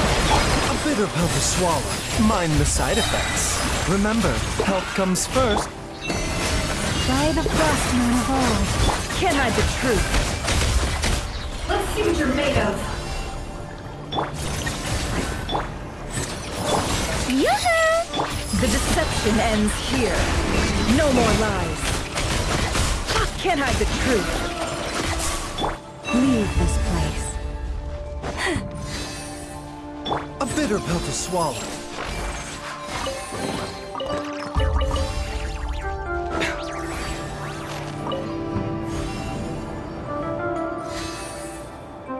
Monsters. At the Universitas Magistrorum? Why now? Oh no! They're coming! It's no use. The table won't hold out much longer. The weapons. Where are the weapons? Of course. All the lab equipment was upgraded after the inspection last week, but the new weapons haven't been allocated yet. I'm done for. Is anyone there? I need help! Ah!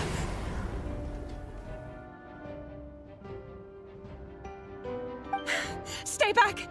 Please stay back! Please!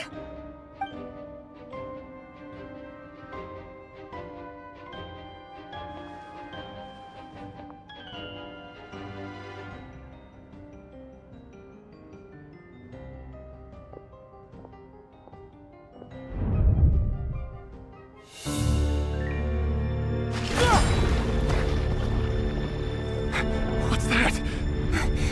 Reverie! So the rumors about your work are true.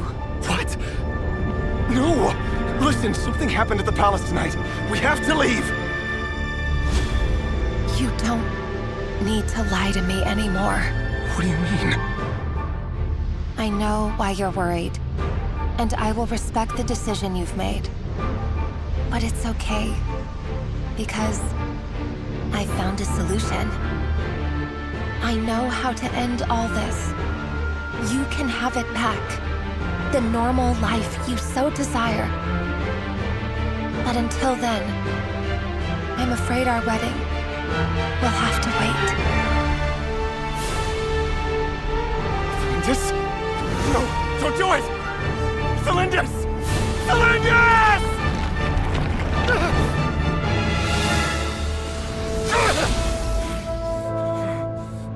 I told you, Reverie.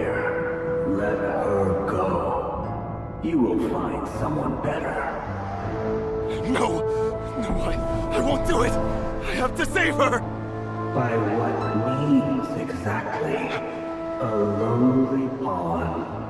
You lack the power and the strength of will. Do you know a way? Tell me! Come to the palace. Join us.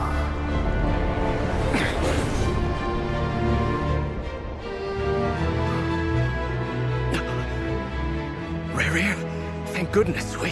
Step forth and take your share. You made it. Not you too.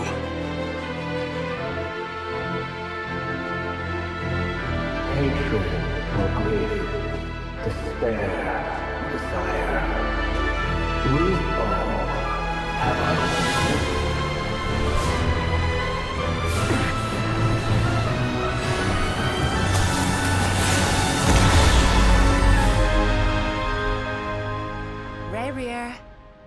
Rare. Rare. Lindis? Were you daydreaming?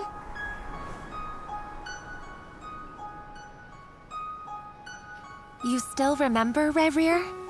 That question you asked me a couple of weeks ago? Oh. You mean the proposal? Yeah. I'm wondering, where do you think would be a good place to discuss it? Maybe in the garden? Or were you thinking a fancy restaurant? It's your choice.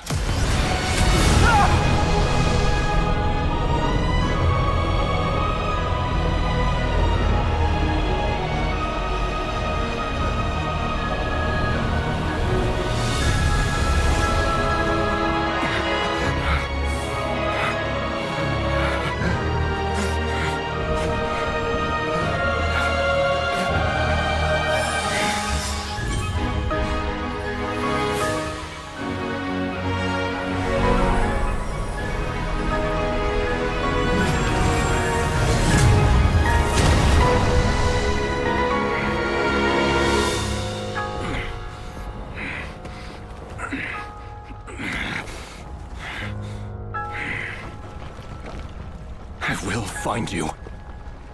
And then, you can give me your answer.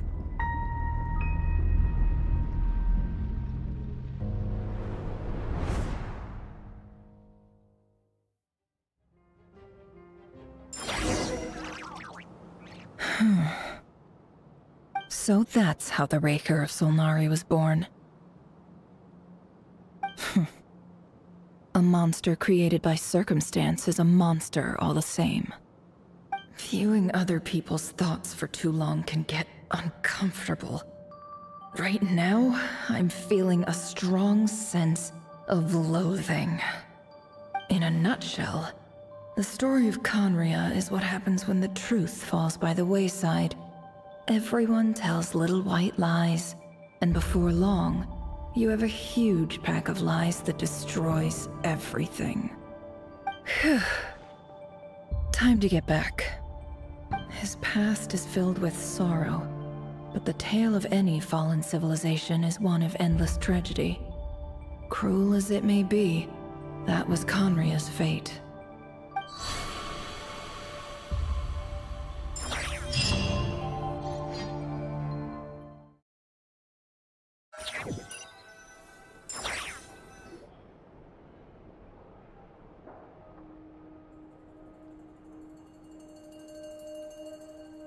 Everyone, I'm back. Can I get a standing ovation? Never! How are you holding up? Feeling okay? She's fine. Boss is a pro. Yes, I'm fine. You will have seen the events of Rarir's life through my thoughts. It's now clear that he is just a regular nobody, driven by personal tragedy, as he said himself. I mostly agree. There's only so much we can know about him from his memories alone, but they did give us a clear glimpse into his life in Conria. However, I would not consider Rarir to be a nobody. He was deeply involved in the events of that era. Yet, When the catastrophe of a generation strikes, nobody is safe. Sounds to me like you're speaking in riddles again. Is this you urging me not to abandon the people of Nodcry in their hour of need? That's not what I meant. Although I do hope you choose to remain a part of the plan. Without you, the mission ahead will be all but impossible.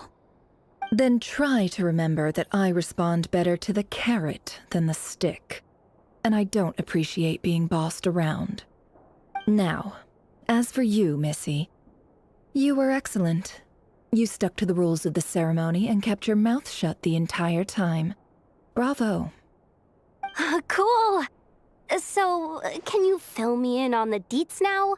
Most of what I saw went right over my head. Patience. You'll hear the whole story, don't you worry.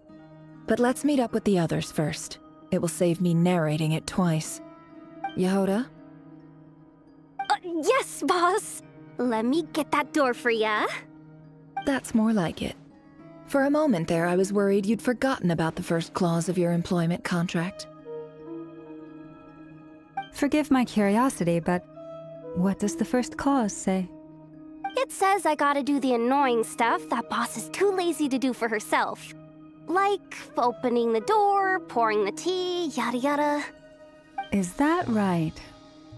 If something is in the contract, it's because she willingly agreed to it.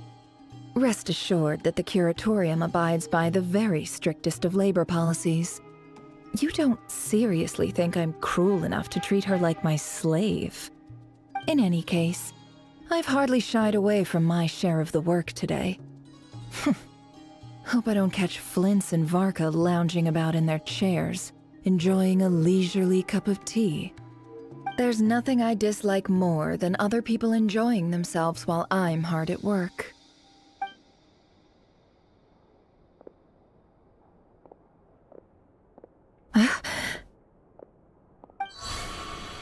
Oh no.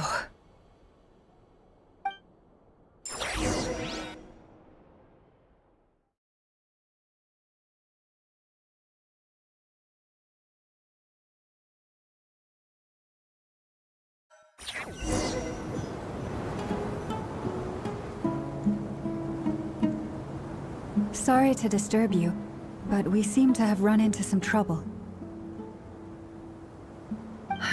Evidently so. Don't worry, I'm not about to leave you to fend for yourselves. I'm not that kind of boss. And it would go against the Curatorium's labor policy. I'm sorry? What did you hear me say? I wasn't talking about labor policy. Wait. How long have I been standing here? Not long. You just appeared by the door a moment ago.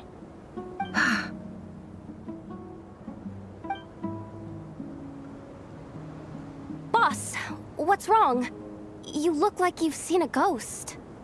We've been tricked. We never left at all. Somehow I hallucinated that whole scene back inside the office. Hallucinated? But how? How indeed. This place should heed my will alone. All thoughts and actions that occur in here are just a result of pawns moving across the chessboard in a carefully calculated manner. And nobody has access to this chess set but me. So you control everything in here? More or less. But yes, it's a special technique of mine. Has anything like this ever happened before? Only once. It was the first time I used the chess set. Is there any similarity between what happened then and what's happening now? I suppose my thoughts are a little turbulent, which was also the case my first time. Is there anything I can do to help? The first clause of your contract clearly states that I only need your help with things that I'm too lazy to do myself. Meaning, you're not feeling lazy right now? Meaning, this is not something Yehoda can help with. The chess set is a personal treasure that I alone understand. I must be the one to find our way out of here. Boss, it's fine. Really. Let me do something useful. Oh, listen to you. Whatever would I do without you, Yehoda? What? Really? Yes, really. Where would I ever find another employee as obedient and servile as you? God forbid anything ever happens to you. Oh, okay. Well, anyway, I was thinking of fetching some water. There's gotta be a source around here somewhere. I suggest everyone finds someplace comfortable to take a rest. We gotta conserve our energy. Even though all this chess malarkey doesn't exist in a physical sense, mentally speaking, it's all real. And so is our tiredness and fatigue. You don't want to dismiss mental fatigue. Just because it isn't physical doesn't mean it's any less serious. But anyway, I got your backs, so don't worry about a thing. Don't I have the best employees? Jealous much? If we can find a suitable time, I'd love to borrow Yehoda for a day to help out at the Frost Moon Scions. Would you be amenable to that, Boss Nefer? Oh, Lauma. Have I ever told you just how pretty you are? Beauty runs from the tips of your antlers to the depths of your imagination. Time to rally, everyone. Follow me. As we continue our journey, the same rules will apply. That means stay focused and no talking no matter what we encounter. And don't disturb the chess pieces. You have my word that I will get us all out of here.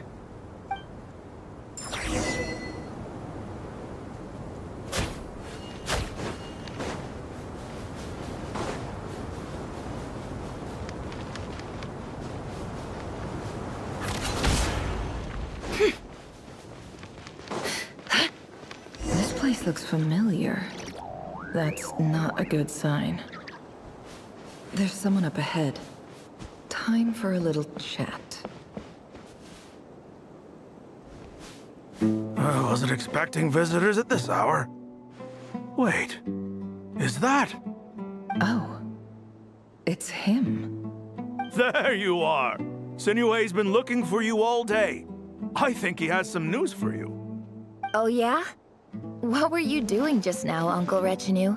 Hiding away some more loose change? I know I saw some Mora. What do you mean, loose change? Oh, come on, I'm too old for this. Just pretend you saw nothing.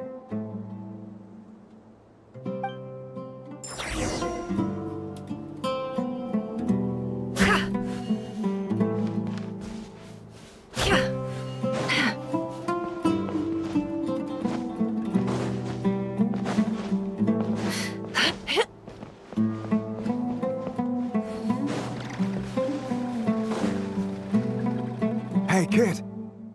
Mind telling me what Sinuhe's been up to recently? I'm trying to get in his good books and I need a way in. Get in his good books? Why? What do you want with my dad, Uncle Apepi? I've written a new song. I was hoping to showcase it at the next festival, but I'll need his approval. A new song, huh? I'd love to stay and listen, but unfortunately, Uncle Retinue says my dad's looking for me. Well, there's plenty of time and I'm not going anywhere.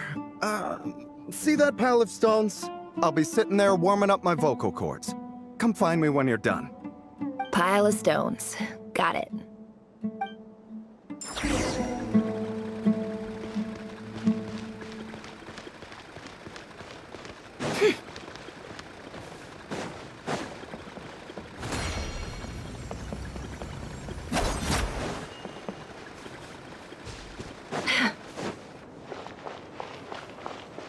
Hi, Dad. Uncle Retinue said you were looking for me.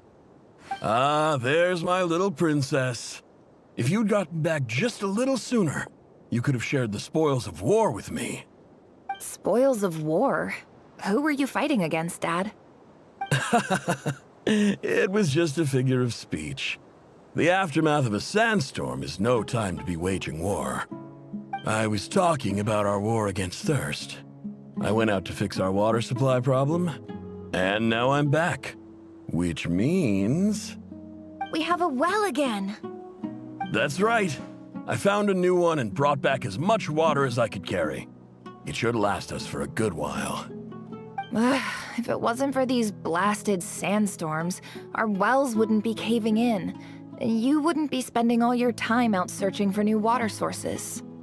As the chief of our tribe, I'm supposed to be leading us out of hardship and poverty, onto better things. You know how prosperous our ancestors were. I've told you all the stories. And look at us now, squeezed into these hovels. No one would choose this, if it wasn't for the endless wars over the years. But things are looking up. I started working with some folks from the academia a few months back. They gave me some contacts in return for my assistance in the desert. So you're the academia's helper now? Special ambassador, they call it. Think of it as a partnership. It's nothing bad, okay? We've been isolated here in the desert for too long. Seeking opportunities elsewhere is the best thing for us, and the fastest way to progress. So, do you get anything good out of being a special ambassador? Of course. My luck's improving all the time. One day, I swear I'm gonna lead us out of this place. We'll find somewhere new. Somewhere better.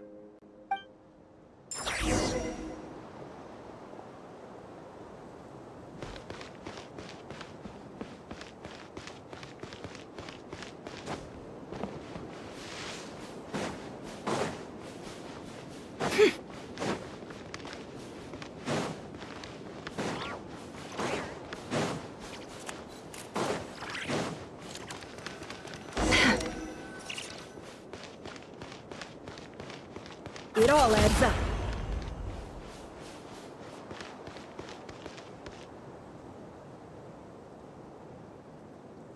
That's our well, and you know it. You stole from us. Well, you've gone from chief to thief, and now you have to face the consequences. Did you really think you could take our water without permission and get away with it? You're either brave, stupid, or both. And that Special Ambassador Act? Yeah, nice try! We spoke to the academia. They said it was all news to them. You're a liar and a cheat!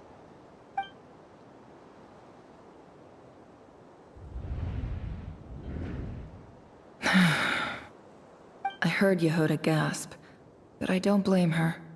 Most people are terrified by the sight of blood. Corpses strewn across the ground. The wounds are clearly from scimitars and daggers. The desert dwellers' weapons of choice. There's a handwritten note on the ground. Let's see what it says.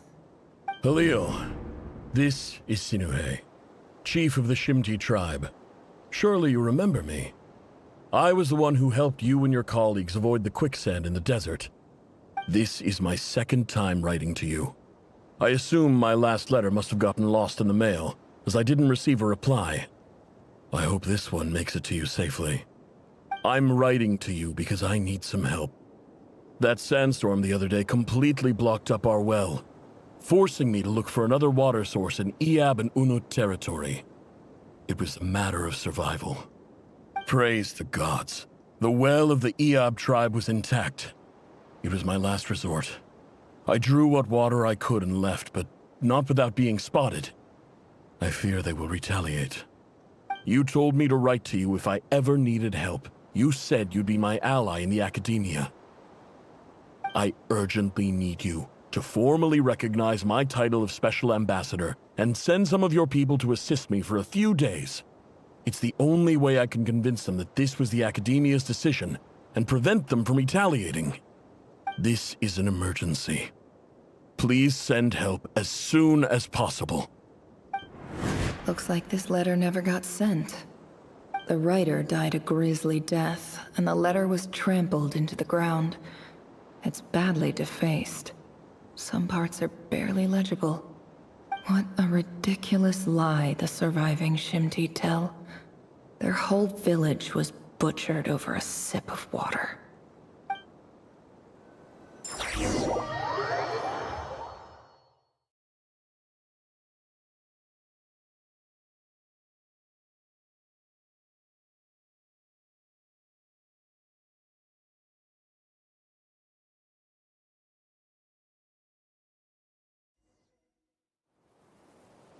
officer. Welcome. Welcome to our humble village. I thought you would at least have the courtesy to provide some respectable libations. This is the finest wine Aru village has to offer. I promise.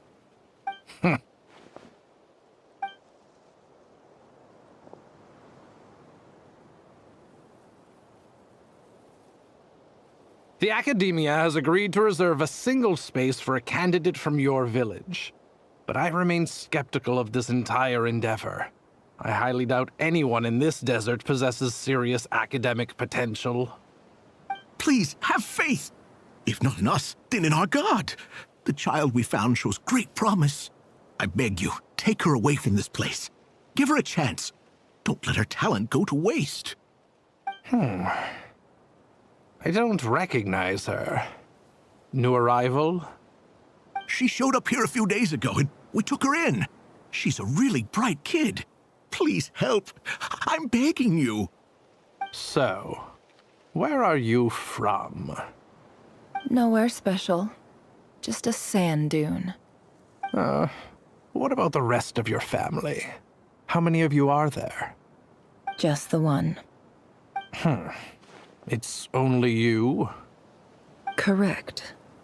So, no brothers, no sisters, no mother or father? Any who have slept on a bed of sand, I call my brothers and my sisters.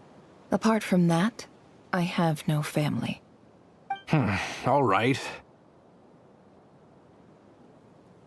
Get over here. Sign your name on the form.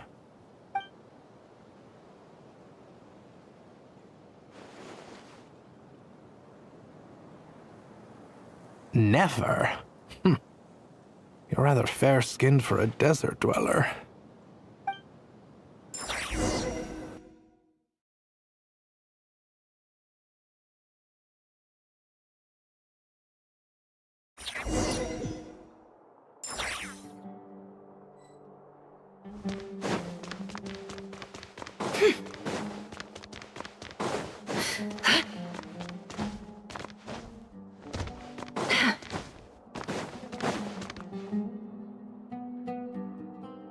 Nefer, this term's assignments have been issued already.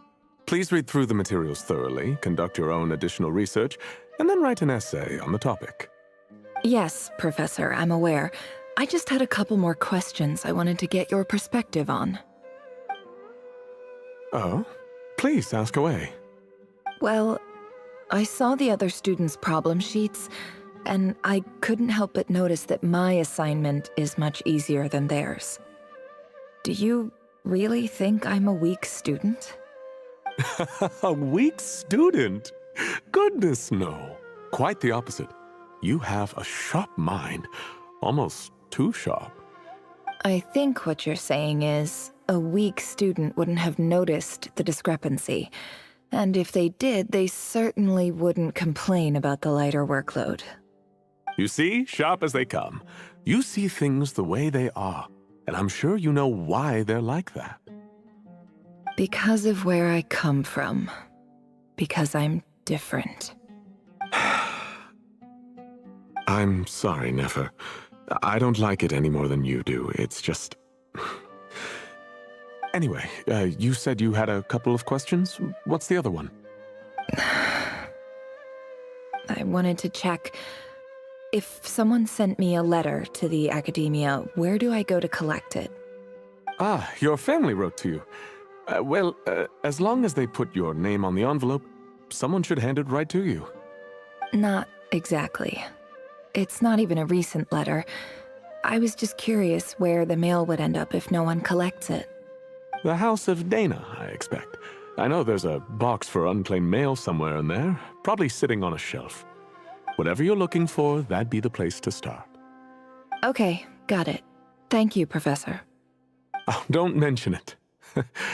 Honestly, I feel like I failed you. I'm supposed to be your teacher, but I haven't taught you anything. Hey, don't say that. You're a great teacher, and you do your best for all your students. But the rules are the rules. You're not allowed to teach students like me. It's not just the Academia, either. The whole world bends over backwards for the successful and leaves the losers to suffer and die. Oh, my dear child. Don't tell me you've given up on life already. I haven't. I just think that if you want to make it in this world, you have to find a way to become successful.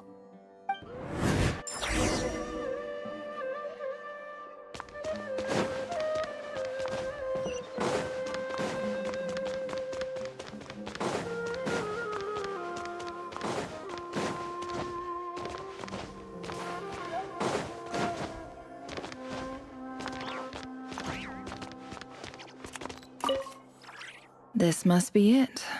A big cardboard box full of unclaimed mail. And probably some letters that ended up here by mistake, too. Let's take a look.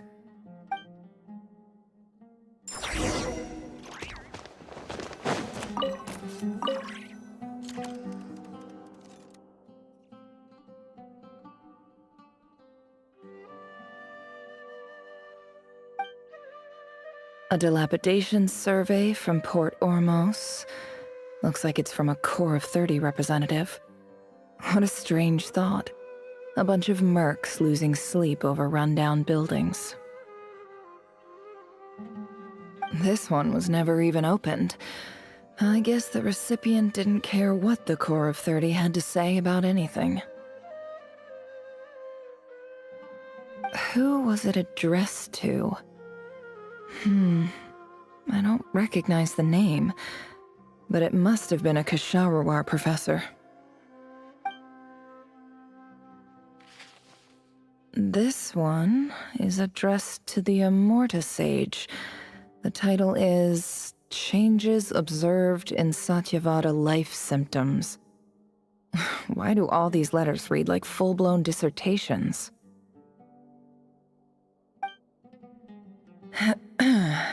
Guided by the incense, we became lost somewhere in the forest.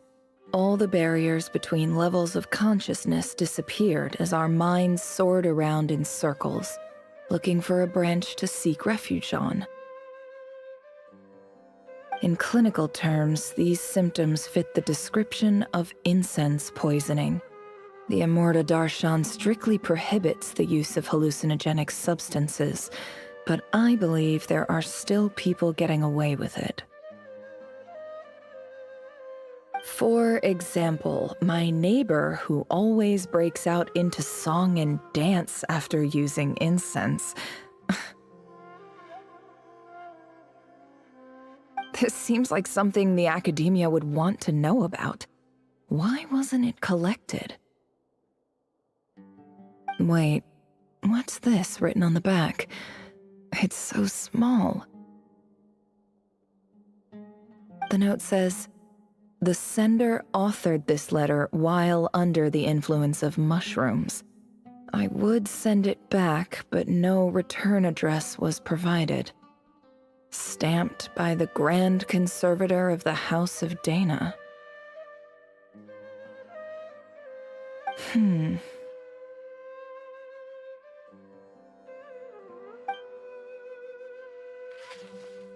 This next one is addressed to Grand Sage Azar?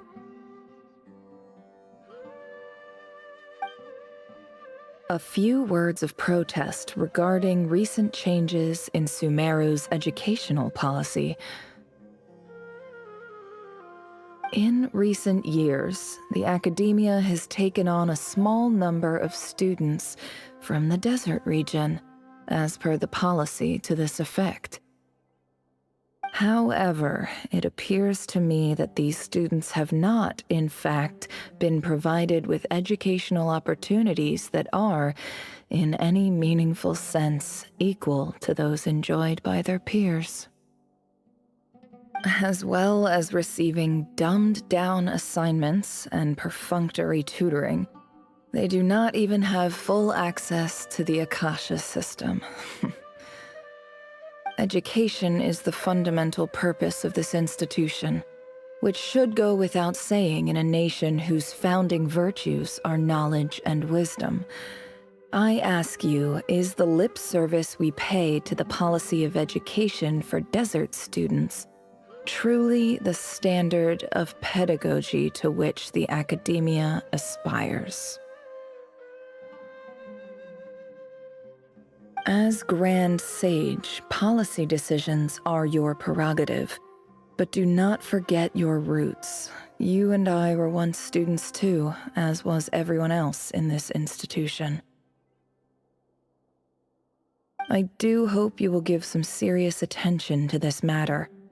I encourage you to discuss issues like this with myself and others, and listen to some alternative opinions. Great letter. Shame it didn't get to where it needed to go. And the sender is... Huh? Sage Cyrus of Spontamod. I didn't realize anyone else even knew how bad students like me have it in this place. So this is where letters from the Sage of Spontamod end up? Nice one, Grand Sage. Really enlightened leadership. Whatever. This isn't what I came here for. Moving on. I'm not exactly holding out hope that a letter sent from the desert would even make it here. But if it did, where else would it end up if not in this box? I can't believe how much discarded mail there is. Must have been years since someone last went through it all. And this is just one box. The whole House of Dana is boxes on shelves. I don't believe for 1 second that any human being has sat down and read through all the documents in this place. Who has that much free time on their hands? Wait, could this be it?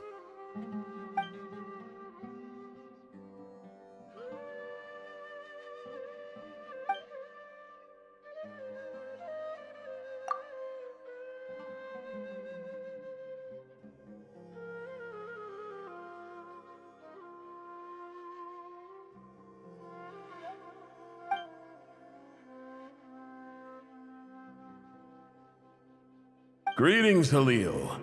My name is Sinuhe, chief of the Shimti tribe. I was the one who came to you and your colleague's aid when you ran into trouble in the Great Red Sand. I don't know how well you remember it now, but I brought you to safety and gave you some water and other supplies. You seemed very pleased and told me your name. In my tribe, learning a person's true name is serious business, and I therefore see you all as friends. You were kind enough to leave your contact details, so we could stay in touch. The Shimti tribe lives a harsh, nomadic existence in the desert. You were sympathetic towards my plight, promising to make me a special ambassador of the academia and help us find a way to make a better living.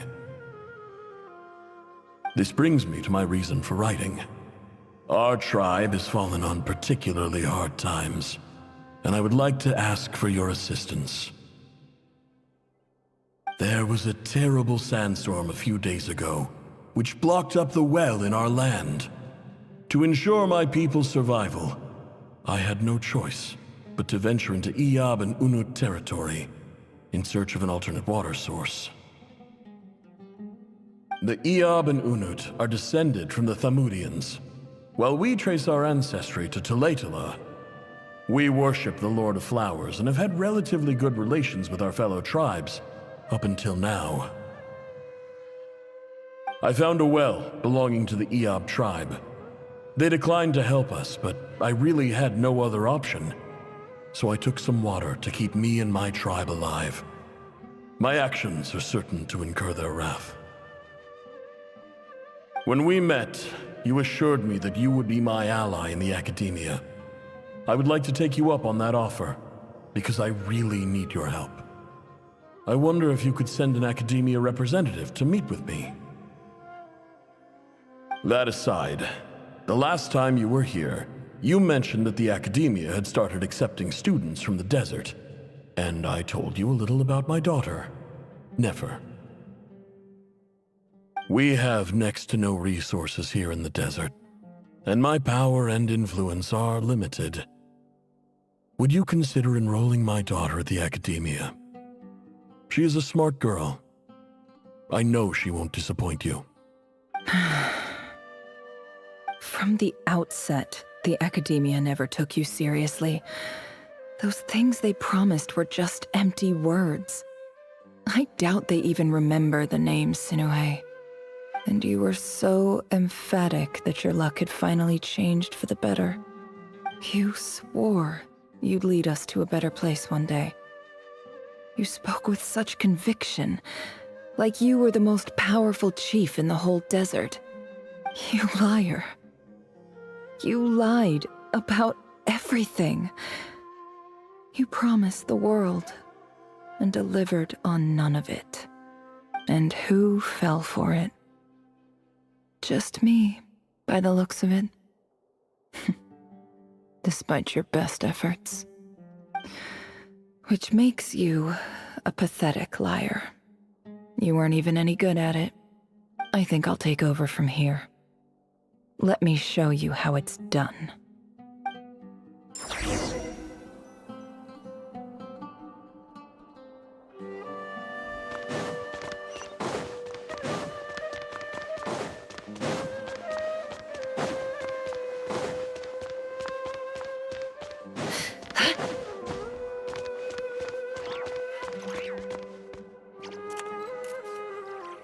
I just came to say goodbye. Thanks for everything you've done for me in my time here. Nefer? You packed your bags. Where are you going? I'm quitting. Something's come up in my hometown. Gonna head back and deal with it. Huh? But this was a hard-won opportunity for you. You know that better than I do. It was. But it doesn't matter. I have more important things to deal with, and they can't wait. Oh, and I didn't want to overfill my bags, so I left some incense on your desk.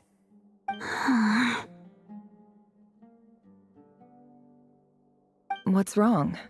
I thought you liked incense. Although, I did read somewhere in the House of Dana that it has hallucinogenic effects. Don't use it all at once, all right? Isn't this the stuff you brought from your hometown? You're just letting me have it? But you said it's a rare and valuable commodity. Yeah, about that. I lied. It's not rare at all. There's this bunch of ruins near my hometown that are practically overgrown with this plant. It's not worth much. Keep it, it's fine. But Nefer... All right, that's all from me. You take care.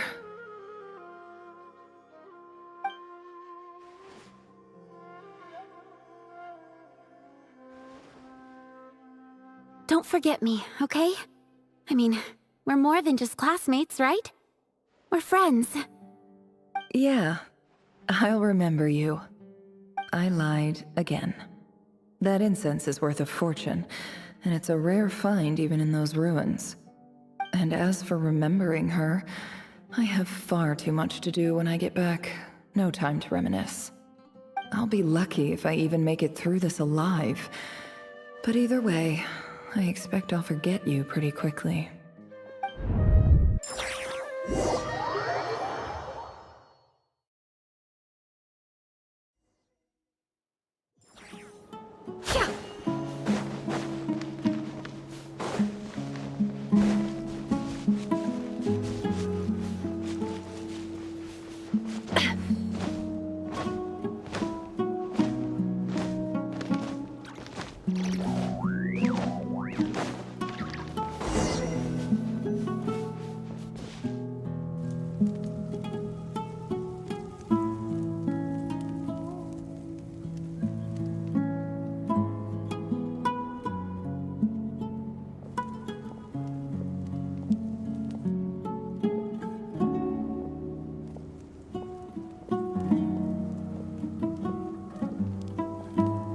It's a pleasure to meet you, Mr. Arif. So, what does the Academia want? Since they've sent their special ambassador, I assume there's a big business deal to be made. If not, I'd be very disappointed. Please, sir, lower your blade. You're lucky I'm the one they sent. Not all special ambassadors share my admiration for the Eab people. The ever-shifting balance of power in the desert reduced the once great civilizations of this region to rubble and sand. But the story of the Eab has a very different trajectory. Others grew weak, but you grew strong, beginning in obscurity and moving to prosperity. You're the only ones who defied the trend. Huh. So, you do know who you're dealing with? This well is the perfect symbol of your strength, is it not? It used to belong to the Unut, but it looks like you have control over it now. You're not wrong. But I'm sure you didn't come all this way just to flatter us. Of course not. I came to bring you some very good news. Some information that recently came to light, which might just be your ticket to freedom. Records uncovered by the Vahumana Darshan show that a certain well currently under Eab control is built on top of some ancient ruins. These ruins are of great archaeological interest to the Academia. I checked the map carefully on my way over here, and I'm confident that this is the well in question. The Academia is offering 50 million mora in return for excavation rights. 50 million? No, wait. If these ruins are as important as you say, 50 million's a little low, don't you think? Don't get greedy, Eab. We know far more than you think. We know that you seized this well by force. Wasn't that the first step in your rise to power? To drive away the Unut and steal their water supply? So what if it was?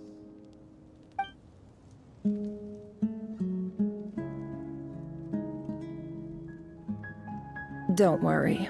As unscrupulous as it was, it's something we're willing to overlook.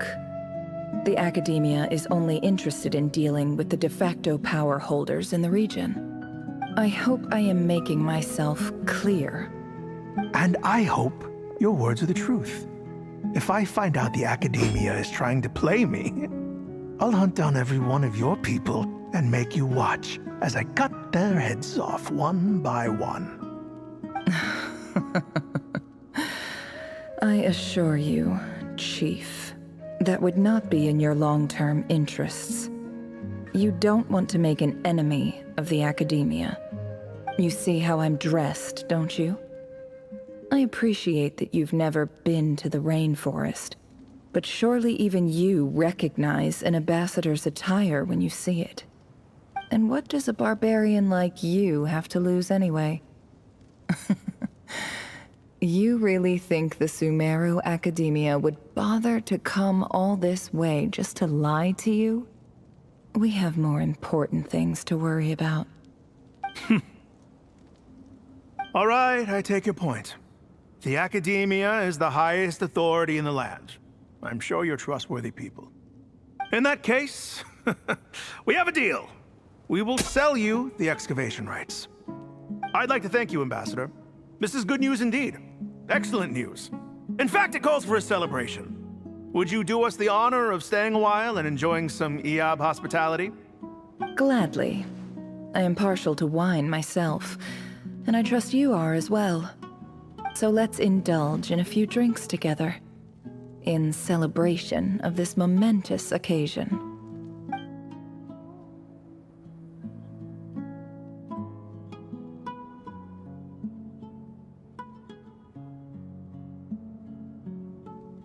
Chief! Chief, it's an emergency! It's the Unut. They've taken the well. What? Well, don't just stand there. Take it back. Yes, Chief. I have every confidence in the Eab's military superiority, and yet... What is it? The Unut's response was alarmingly fast. The day after we reach a deal, they seize the well. This can't be a coincidence. Perhaps there is a traitor in your midst. I don't think so. I am obliged to remind you, Chief, that the Academia will only deal with the de facto power holders. If you cannot regain control over the well, I'm afraid you won't see a single mora of that 50 million. No! Please, Ambassador, just give me some time. I swear the Unut will not get away with this. That well is ours, and so is the mora. Glad to hear it. I will wait here for an update. If there is a traitor, I will find them. In the meantime, make yourself at home. I'll report back as soon as I have an update. Much obliged. Wow. All it took was a few words and I've got him wrapped around my finger. What an amazing feeling. So, in summary, Ambassador, the Academia would rather negotiate with our tribe instead of the Eab, yes? The Eab are ruthless murderers who don't listen to reason. And now they have the gall to interfere in our research projects in the desert region. So let me ask you, Chief, if you were the Academia, what would you do? Kill them all, of course. Precisely. The Academia does not tolerate those who stand in our way. The Eab have held back our academic pursuits for too long, and our patience is wearing thin. At the same time, there is simply no way that the Academia can be seen to be intervening in desert affairs. I'm sure you understand where I'm coming from. We have our own rules out here. If the rainforest dwellers raised arms against a desert tribe, it'd start a bloody war.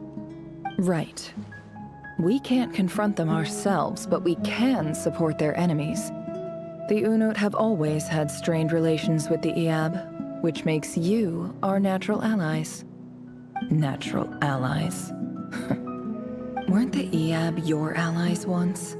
You were quick to send them after us to protect your interests back when we stole that water.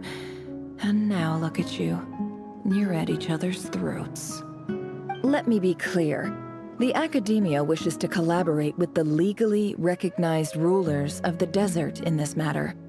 We are asking for excavation rights to that well, and our offer is 50 million mora. Say no more. I believe we have an understanding. Good. Then I suggest you get to work. Get us access to that well, and the mora's yours. You see, Dad? Lying is easy when you know how. People will believe anything.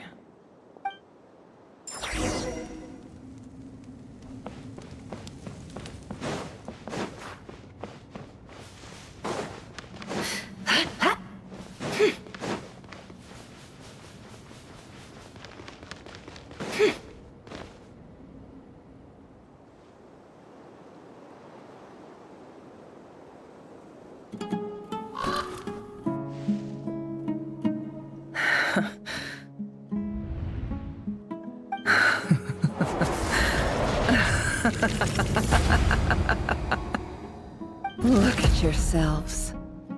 You may be vile, savage monsters, but your butchered bodies bleed like any others. You're no different. You're nothing special at all. The monsters who destroyed my home, they're just ordinary, petty human beings. What a joke. I think we're even now. Maybe I've even done the desert a favor. It's a better place without all these people around. Oh, Sinuhe, my gullible fool of a father. Perhaps if you'd been as ruthless as I was today, our tribespeople would still be alive. In this dog-eat-dog world, a chief needs to be tough to survive.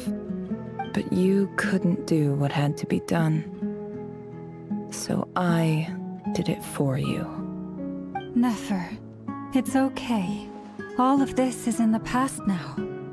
I believe I remember you promising to remain silent. Yeah, but even so...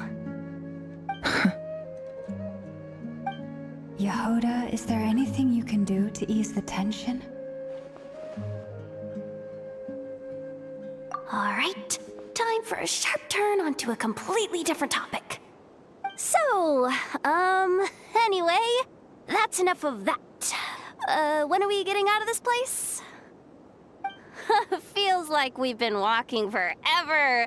I'm getting pretty tired. Oh, Alma, you tired? Yes. If we can find somewhere to sit down, I could certainly do with a rest. It's not far now. There should be a temple just up ahead. Yes. Really? A temple? That's where this story ends? I guess that's how things go in the desert. Desert dwellers can never escape their destiny. Or so everyone says. I never wanted to believe it, but looking back now, I'm as desert as they come. You mentioned a temple. What's waiting for us there? My biggest trade secret of all. Ah. Then I'm guessing it's where you got your power from. The power to peer into other people's minds. I didn't know you were clued up on any other religions. I'm no expert in the history of Sumeru, but since you come from the desert, I would imagine it has something to do with King Deshret. Sounds impressive. Ah, I know who you mean. General Mahamatra Sino. The spirit of Hermanubis dwells within him. That's Boss Neff for ya. She knows everything. Sino's hardly a figure of obscurity, but I know about Sethos too. What about him? Is he a big deal or something? Well, he's not a small deal, let's put it that way. Please, this is the bare-bone basics. Save the flattery. Thanks for your patience, everyone. I'm sure it's been a lot to take in. With any luck, that's our exit just up ahead.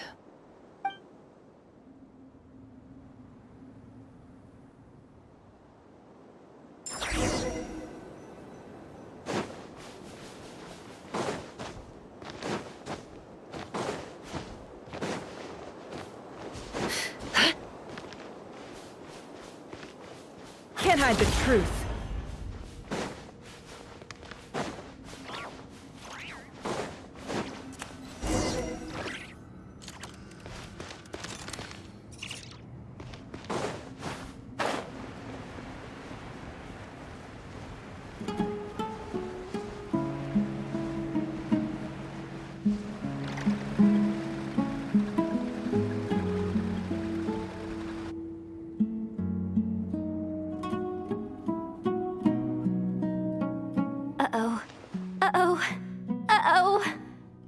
I'm totally out of my depth here.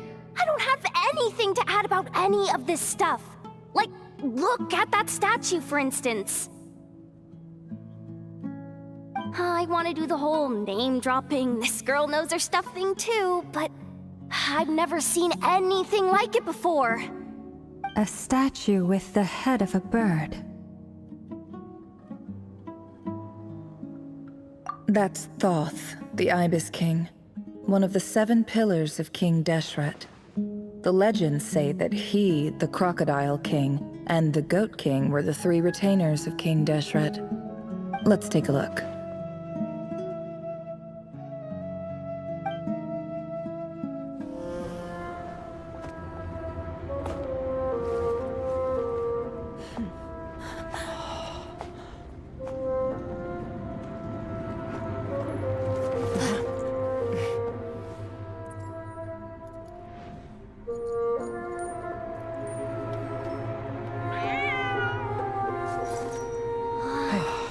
it's just Ashru.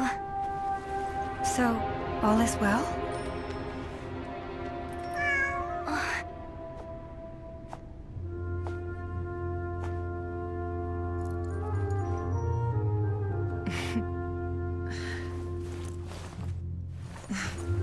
Typically speaking, at this point, the world disintegrates.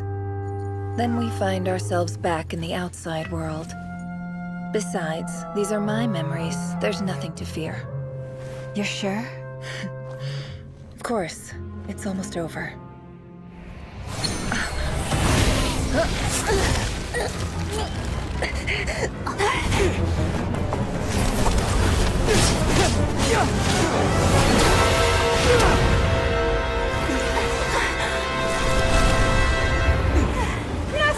Hold on!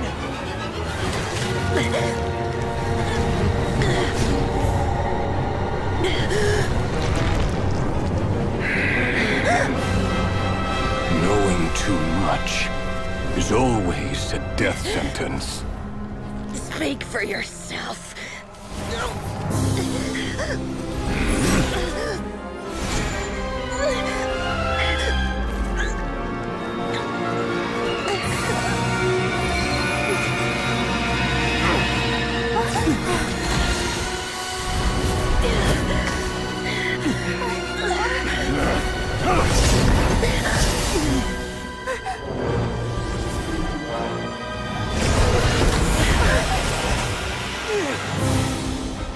How repulsive.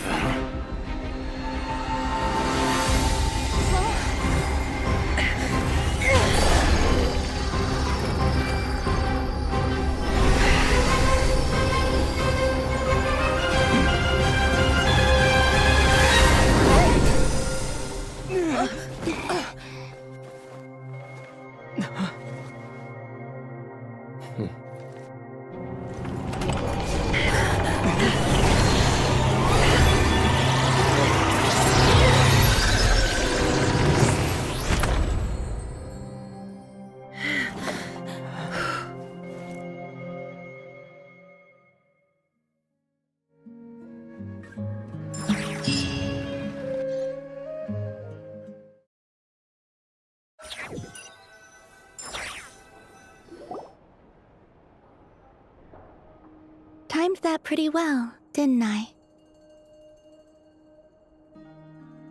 It's okay. I'm just glad no one was hurt. Paimon noticed you doing something too, Dainsleif. Were you helping get them out? Of course. When I asked Nefer to conduct this investigation, I was not naive to the dangers involved. I had a duty to ensure your safety.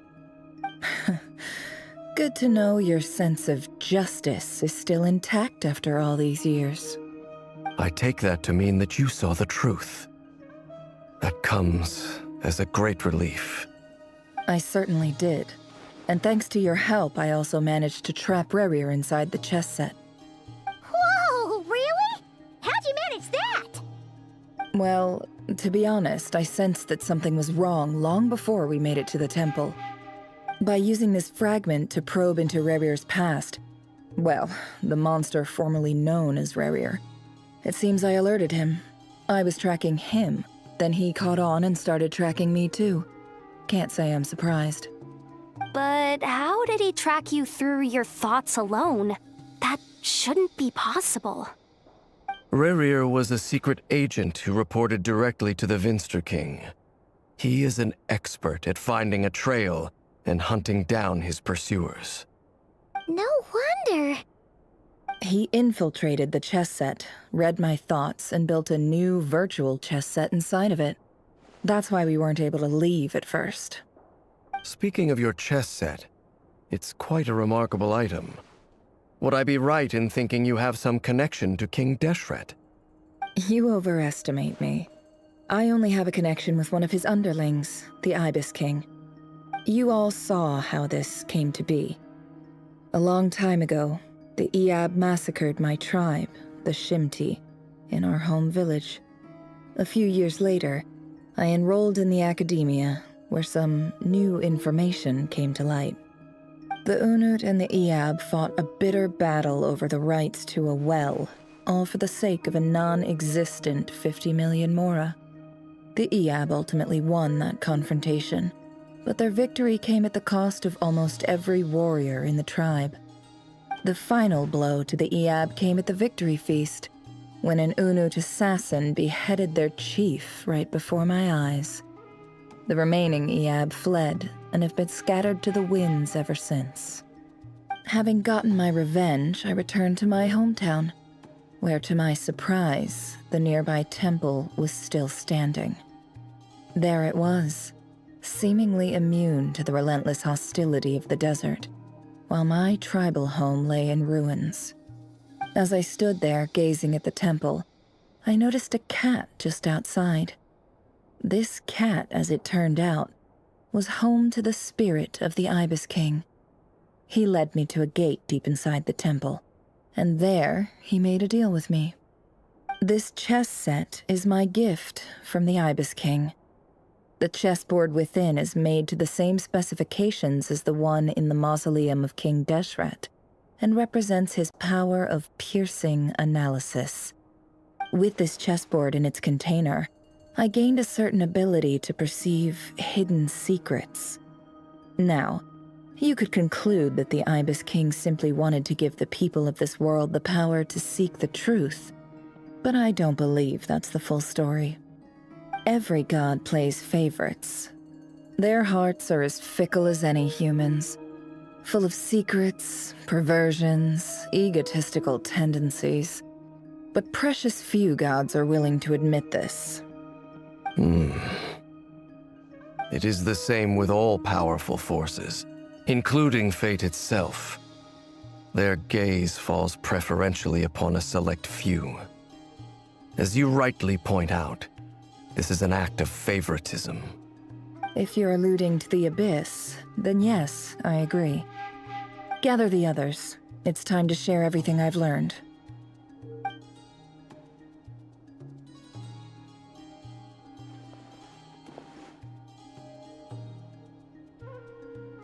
Thank you all for being here. As promised, I did some further investigating into the Raker of Solnari's background. I am pleased to report that the investigation has been most fruitful indeed. The Raker of Solnari, real name Rerir, was once a Conrian subject who served the Vinster King. I will now share the important details of his story. Please save any questions or comments for the end.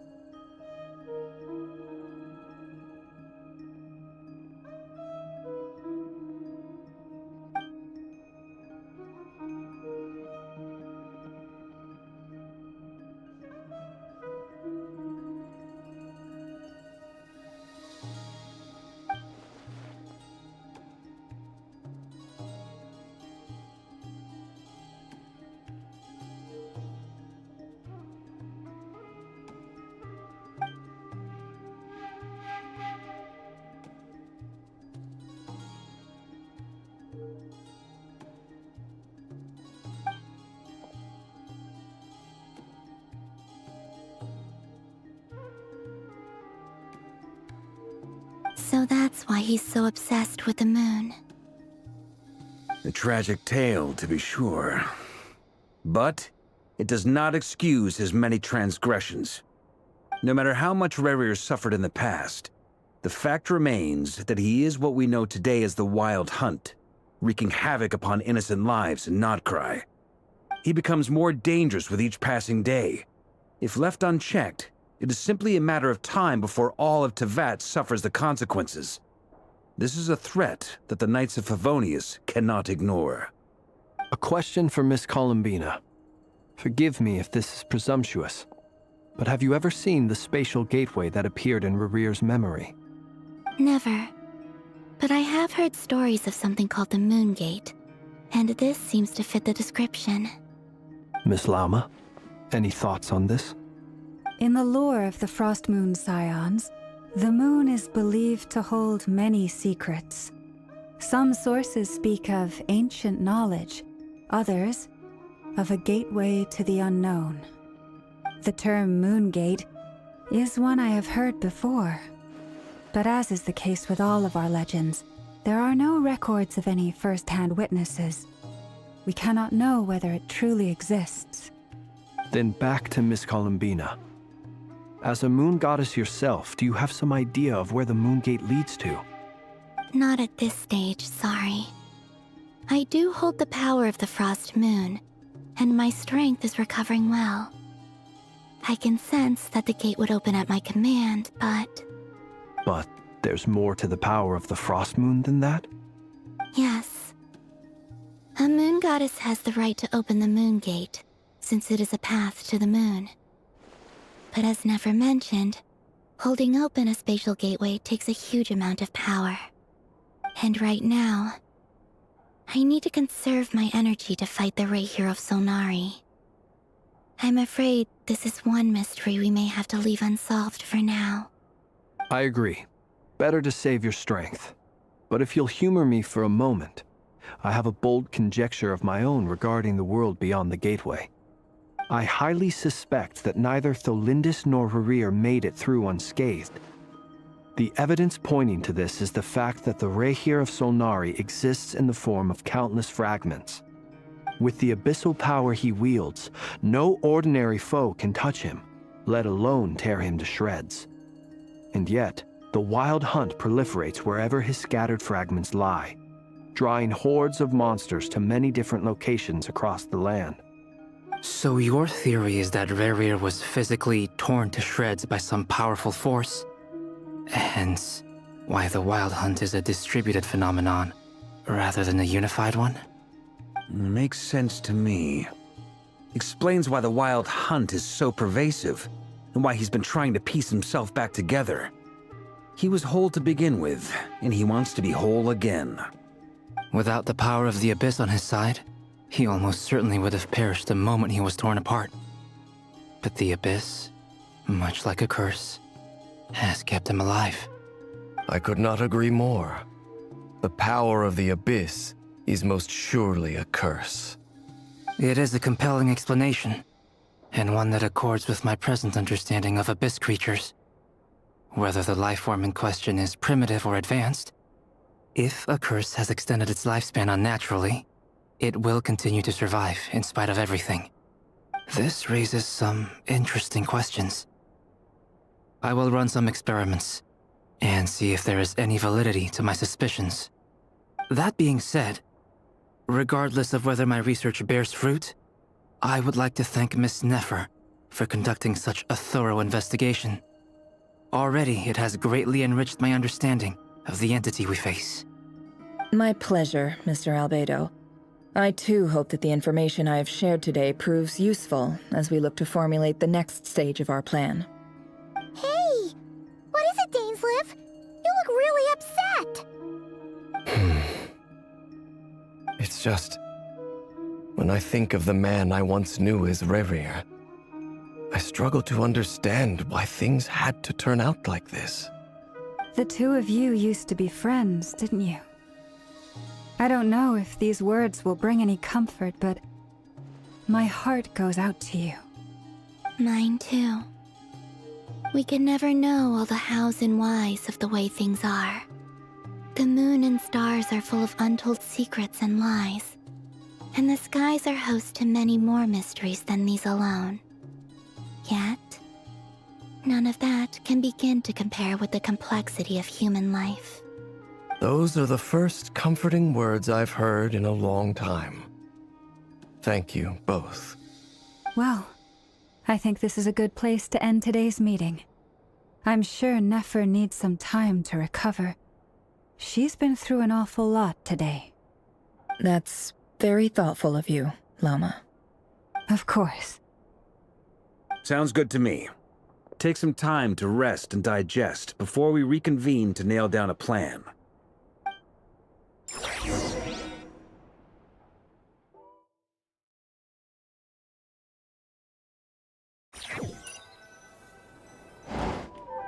Hey, is this a bad time? Hope I didn't kill the conversation.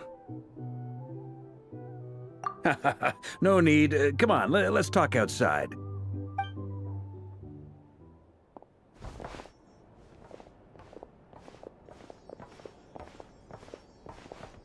Anyway, Nefer went back to the curatorium to get some rest. But before she left, she shared some things with me that I thought you should be aware of. Firstly, although she managed to trap the Raker of Solnari inside her chess set, there's no guarantee that the power of the Ibis King is any match for one of the 5 sinners. Their powers are beyond our comprehension. It's only a matter of time before he finds a way to break out. We have to come up with a plan and take care of him before that happens. Honestly, my mom figured that might be the case. So, how long have we got? Well, I asked her that same question. She talked for a long time, but for the most part, it seemed like she was trying to convince me how precious her chess set is. What a long and storied history it has. It felt like some kind of sales pitch, you know? The kind where you end up handing over Mora against your will? Anyway, after all that, she finally answered the question. 2 days, at most. 2 days? Holy moly! Can we even recruit enough help in that time? That remains to be seen. Which brings me to the second issue. Dainsleif is obviously conflicted about this whole thing. But given how little time we have, there's no way we can pull this off without his help. You have some history with him, right? Do you think maybe you could talk to him for us? Great. I appreciate it. All right, on to item 3. So, Albedo, Durin, and I put our heads together and came up with a plan. Can't promise it's gonna work yet, but at least it's a start. We figured we'd bounce the idea off you first. We'll explore it further once everyone's recovered.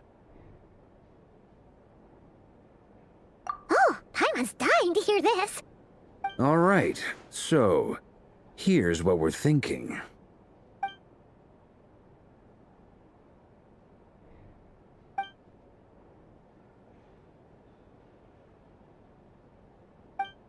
We felt a little uneasy about roping you into this. I mean, firstly, you're not locals, and secondly, none of us are your boss. You're well within your rights to refuse if you so choose. Roping us in? Why would you even say that? We know the stakes here. It's all of us against the Rayher of Solnari, or none of us stand a chance. I choose my words very intentionally, I'll have you know. I like to think there's an art to striking a down-to-earth tone even when the stakes are through the roof. Sir Varka, I have a few thoughts about this plan. I'm all ears.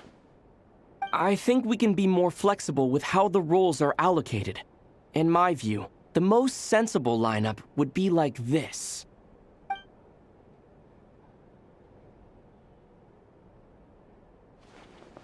I see your point, yeah.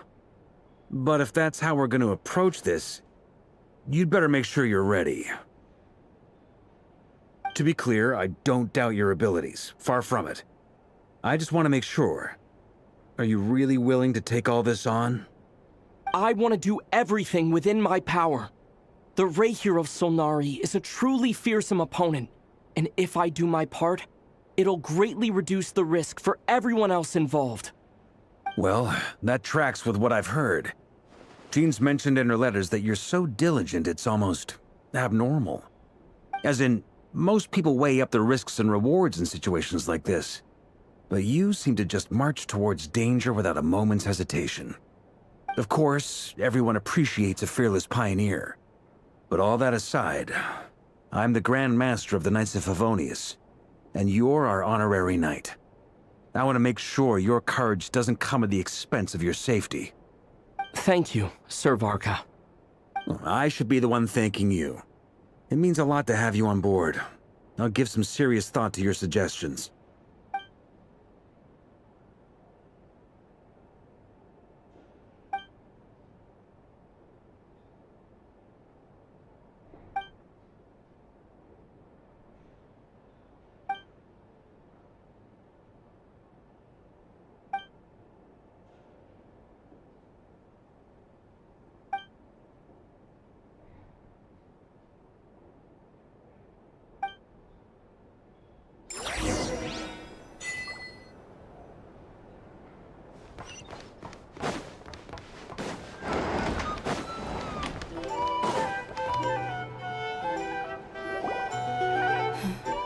This is a thorough plan, but I do have one last question before we take action. How can we be sure that our enemy won't leave the designated area? Great question. Albedo's been hard at work analyzing Rerir and the Wild Hunt's behavioral patterns. His conclusions are as follows. Firstly, from the earliest known confrontation until now, Rerir has never displayed any ability to manipulate the dimension of space. So it's unlikely he has any power in that domain. Secondly, he seems to have a particularly strong vendetta against our group. If we put him in a fight-or-flight situation, he'll choose to fight every time. Thirdly, finally, and most importantly, he is consumed by hatred, both for the moon and for his enemies. Turns out, we tick both of those boxes. We have a reincarnated moon in our ranks, and a spy who accessed his private memories without permission. He'll be baying for blood, not looking to escape.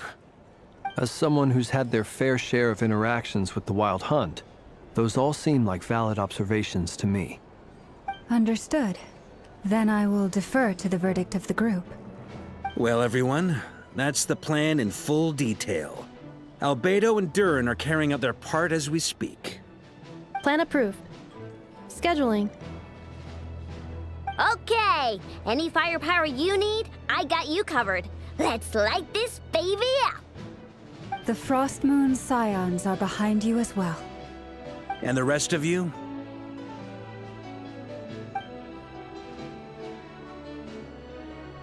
No objections? All right, then it's settled. This is the plan we're going with.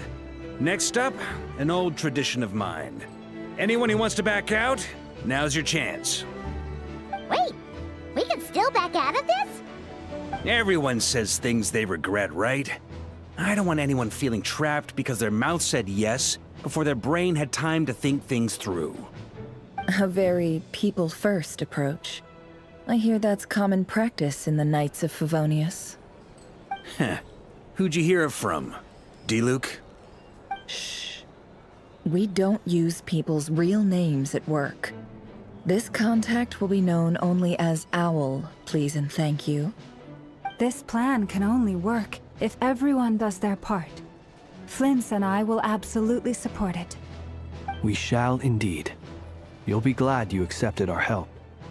Also, you are the last person I expected to see here, Miss Dory. It's not often I get called Dory in a work context. My peers usually call me Lord Sangama Bay. So, the longer your name, the higher your net worth. Is that the idea here? In that case, Mr. Flint's here must be worth a fortune. That's right, I know your full name. It's... The walls are thin here. I'd appreciate you keeping that a secret. Okay, fine. I'm actually only here as a favor for someone else.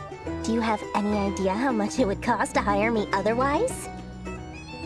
Oh, does this mean someone out there actually has the power to boss Dory around? It most certainly does not. We have a long-standing and mutually beneficial business partnership. She's actually the mom of a friend of yours. Said mom supplied me with a great little trinket, but now that lady's ruined everything. If I don't start building a little goodwill now, my whole business in Nodcry is gonna go down the drain! Okay. So what exactly is so special about this pendant? It's a lucky charm that a great mage made for me. We have a business relationship, and she was worried that something bad might happen to me. So, she wanted me to have something that can store power to protect myself with. I finally got it all fully charged up with Kuvaki, and then never went and used it all up at once! Never lost so big in my life! You're right. It was all my fault. I didn't mean to drain all the Kuvaki in the pendant, but I'll make it up to you. You will? Well, in that case, how about you give me your chess set, and we call it even? I knew you'd say that. Well, it's yours if you want it. In fact, take it now, and I'll even throw in a free Raker of Solnari. Deal? You're putting me in a difficult position here. It's a very useful thing to have around, but I have a funny feeling it won't be around much longer. I guess we'll see in a couple of days. Looks like bankruptcy for me. Hey, don't be so pessimistic. See this through and you never know. You might find a new business opportunity on the other side.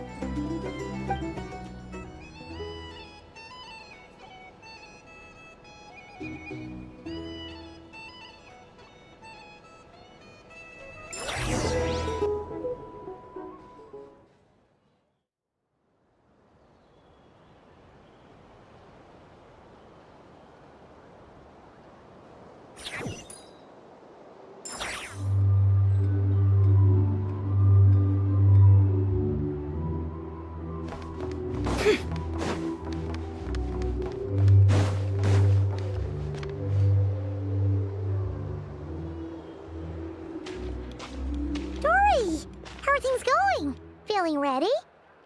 Oh, I was born ready. We only have 2 days. You think Lord Sangamabe would let an opportunity like this slip by? Don't forget, when something's in high demand, the people with the goods on hand get to charge the highest price of all, even higher than the sellers taking advance orders. Ta-da! See? It's right here. Ah, it's so pretty. Did you make it? No, I have a supplier. We go way back, so he made me a very attractive offer.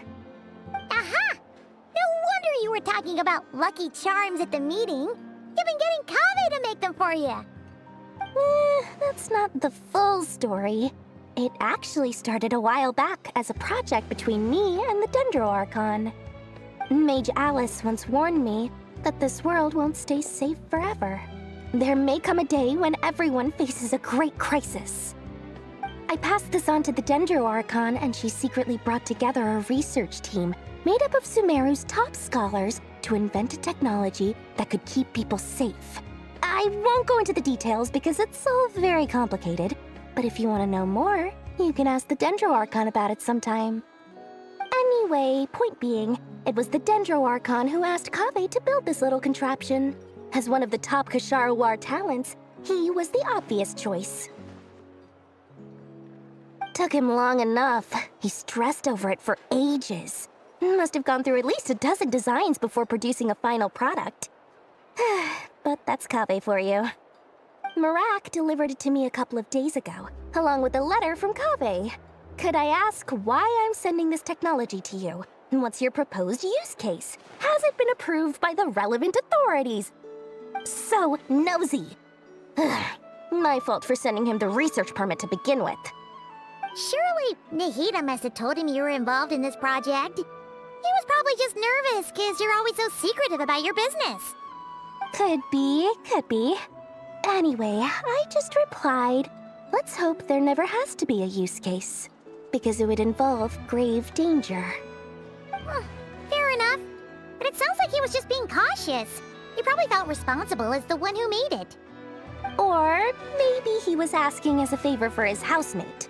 He's done that before. Not sure why, though. His housemate doesn't seem to really care that much about this kind of stuff. Either way, all's well that ends well. I'm just glad to finally have my hands on the product. I wouldn't want to be without it, given the potential dangers that lie ahead. Huh? What does that look mean? Paimon's just super surprised. This must be the first time we've ever seen you actually get serious about something. Well, a long time ago, I made a promise to myself. I promised that I was gonna live every day of my life with a big beaming smile. Obviously, Mora plays a big part in that. But there are always gonna be times in life when you have to give something back. That could mean paying back a debt, returning a favor, or showing some kindness. Alice has been a huge help to me over the years. She was the first investor I ever had, and I want my investors to know that Lord Sangamabe is the best in the business. And more than that, no one knows what the future will bring.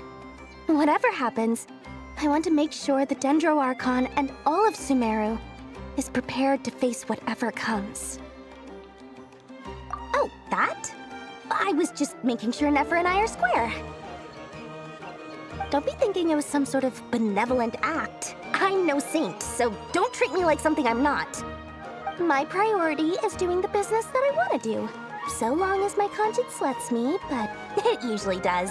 That's the Lord Sangamabe business model. All right, if you say so. I do say so, and that's the whole point. I'm a businesswoman. Don't go trying to figure out what kind of person I am. You'll exhaust yourself. Much easier for everyone involved if you just take my word for it. Oh, and could you two help me get this stuff where it needs to be? Thanks so much. You're my favorite assistants.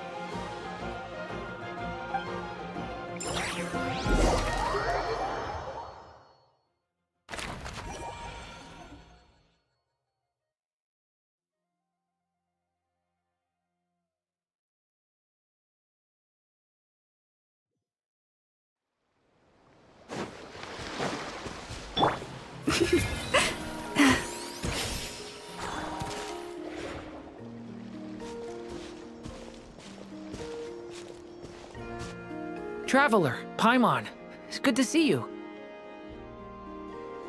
Everything going smoothly over here? Sort of. As you're probably aware, Varka, Durin, and I captured some abyssal creatures from the Wild Hunt. Per the plan, we dissected and analyzed some samples of these creatures. The process went very smoothly. The findings, however, come with some troubling implications. What?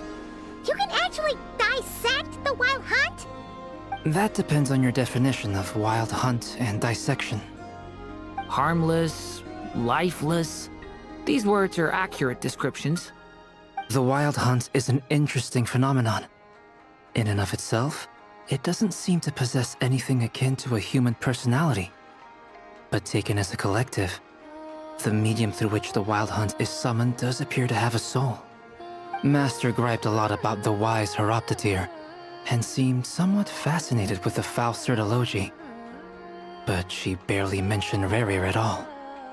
I don't think that was because of his lower social standing, though. Anyway, it's a pity. I should like to hear her thoughts on the nature of the lifeform he has become today. It's a strange mix. The furious energy of an abyssal being channeled through a fractured physical existence. A consequence of being torn apart by an unknown power. Perhaps the only explanation for his survival in this state is that he sacrificed a degree of individuality in exchange for a continued existence. Oh, sorry. Once I get talking about interesting research, I have a tendency to go on indefinitely. Back to our research findings. Essentially, they confirm my hypothesis. Rerir's corpse is completely contaminated by the Abyss, and the effects are irreversible. You could think of this as Rerir in mutated form. But in my view, even that would be inaccurate. In reality, his whole being has been consumed by the Abyss. In other words, he is now nothing more than a manifestation of abyssal power. Unfortunately, at present, we have no means of completely eradicating abyssal power. Hence, we cannot fundamentally destroy the Reihir of Solnari either. Oh, that's terrible news! So, that's it? We can't defeat him? Not even if we get the power of the Three Moons? Miss Columbina's situation is a difficult one. She can never achieve wholeness when the world does not accept her presence. It's as if her creator banished her to a place she can never be accepted. It means she spends most of her energy just on her own survival. Given the circumstances, it's only natural to despair. But we must see this plan through to the end. Time to kick off the backup plan. Oh, Paimon almost forgot! This is for you. Dory asked us to bring it. Ah, how wonderful. Well, thank you for making the trip. Durin and I will be heading off shortly. I'm sorry I won't be there to protect you in person this time. Please be careful. All right then. Stay safe.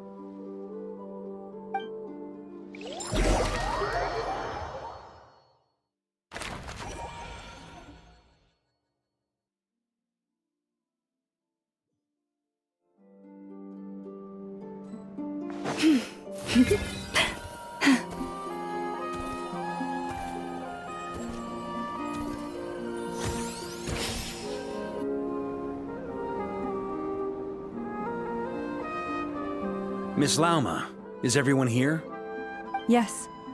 The fate of my flock is in your hands, Grandmaster Varka. Please keep them safe. My lady, what are you saying?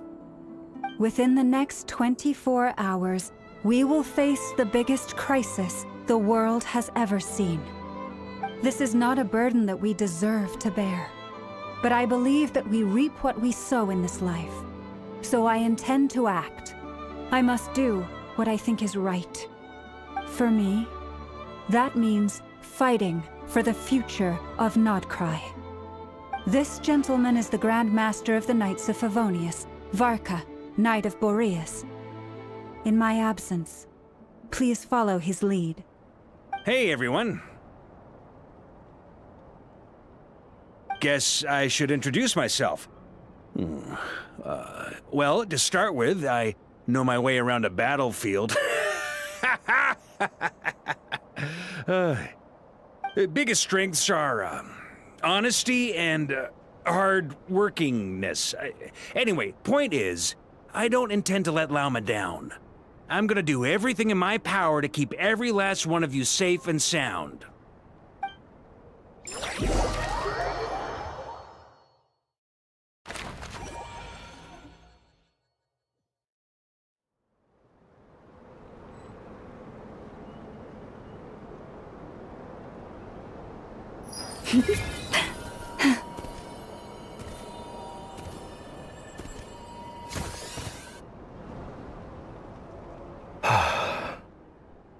Something on your mind? Miss Columbina, was it? I believe that's how the others addressed you. That's right.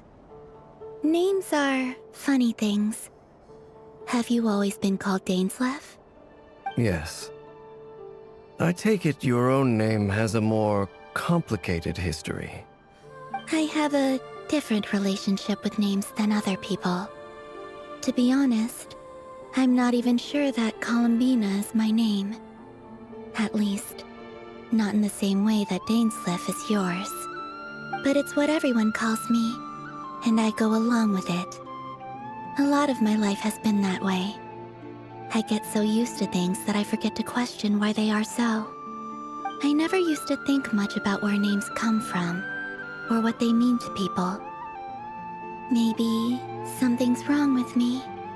You're different from other people. I sensed it the first time we met. You're more perceptive than most. I'm sure your long life and rich range of experience explains that. Do you ever find yourself missing Conria, Mr. Dainslev? Difficult to answer. I have dreamed of the past many, many times. Sometimes I'm fighting tooth and nail. Other times I'm lying on the ground, defeated. I don't recall any happy moments from that time. It has been too long. Is that because hatred survives longer than love and affection? That would not be for me to say. I make no excuses for the grudges I bear. But whatever the reason, I remember little that was beautiful or sentimental. Thank you for your help with the Rerir situation. Without your efforts, I never could have learned the hidden truth of his story. You're welcome. I know he's your friend. Friend? He betrayed me. And I never really understood what he was going through in life. Some friendship, that is. Okay. So, do you plan to fight him with us? You see? You're torn. Now you know what really happened. You see the things he's done in a new light. I need some time. Of course. I completely understand. Anyone else in your position would feel conflicted too. Actually, I went through something similar myself recently. Something happened that changed my perspective on a situation. A situation I took for granted at the time, but now I feel very grateful for it. You mean the Harbingers who still support you, even though you've left the Fatui? Yes. I always thought they were only helping me because Harbingers are forced to work together. But then I abandoned them. A warrant was even put out for my arrest. And even now, they still support me. Which means I was wrong about them all along. Clearly, they view you as a friend. I feel a little guilty now. I regret not seeing her help for what it was, and not treasuring it. I see the guilt that you're feeling now, because I feel it too. Hopefully, talking about it will do us both some good. Have you noticed that the Traveler and Paimon are over there? I think they've been listening. Huh. Shall we say hello? Sure. Hello. Ah! They caught us!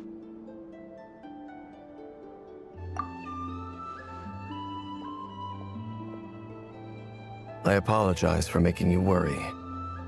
No doubt you wish to know where I stand on the plan to take down the Recher of Solnari. I'm afraid I need a little time, but I will seriously consider joining you. You will? Oh, thank you so much! Everyone will be so grateful to hear that! They needn't be. This was something that I was going to have to face up to eventually. That doesn't matter to them. They're grateful to you regardless. You can't control their gratitude, so just accept it. And then, have a think about whether you're willing to join us.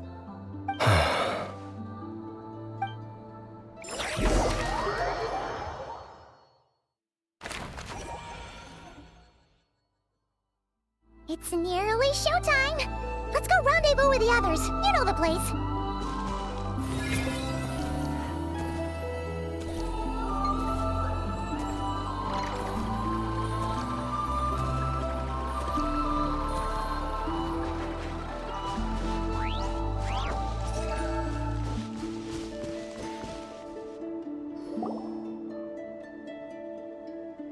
Ah, you're earlier than I expected.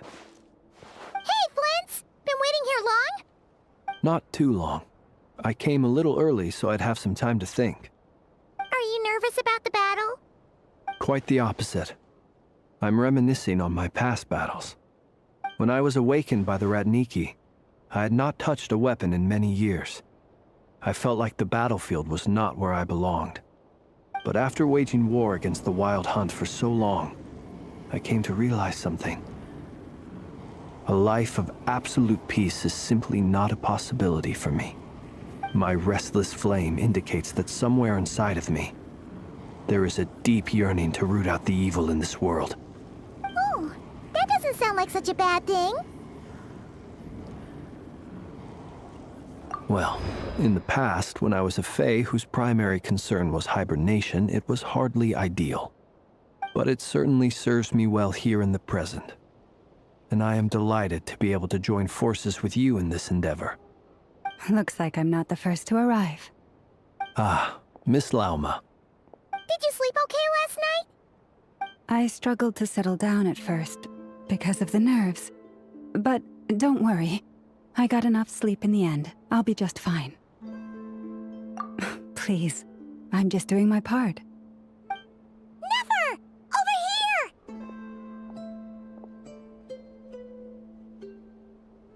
Aino asked me to relay a message.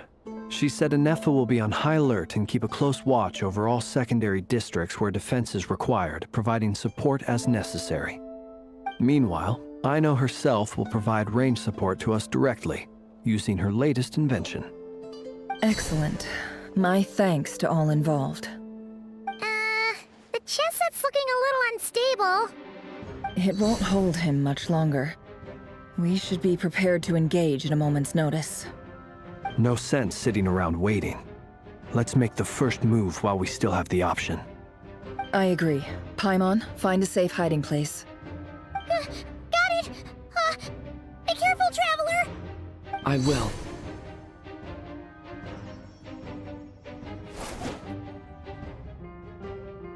Everyone, take your positions as soon as the battle starts. Every ounce of strength we have in our bones, let us bring to this fight. Ready? Let's go. I've seen all your futile ploys before. You have become the authors of your own demise. I wouldn't be so sure about that. You are merely a moment of sport before I tear down the moon.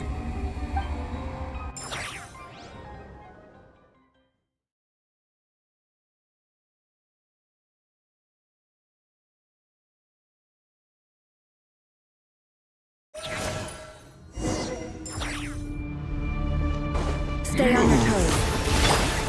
Yep, you too. Steady now. Let me help you guys. The moonlight. Futile hunters down. Be silent. It all adds up.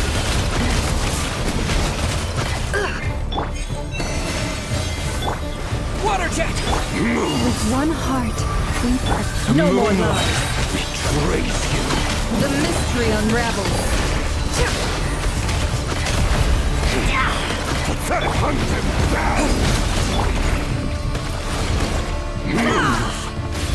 Observe. Steady now. Fear the dark. Close your... Forest? Can't hide the truth. Moonlight. It began with the moon, and so shall it end. The moon will protect you. No more lies.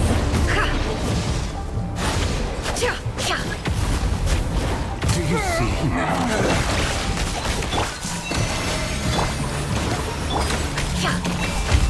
Faithful, when will it be as you foretold?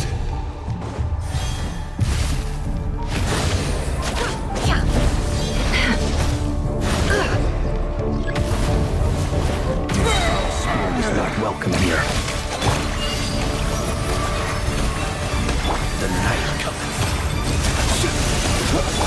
Wipe out! Go! The deception ends here. No more lies.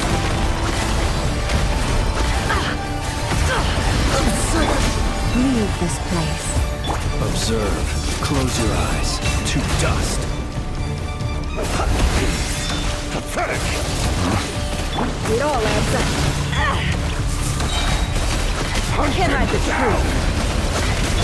With one heart, Moonlight. luscious The mystery unravels. No more lies.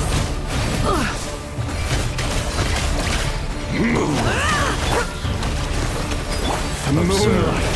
It's all futile hunger. Fear the dark.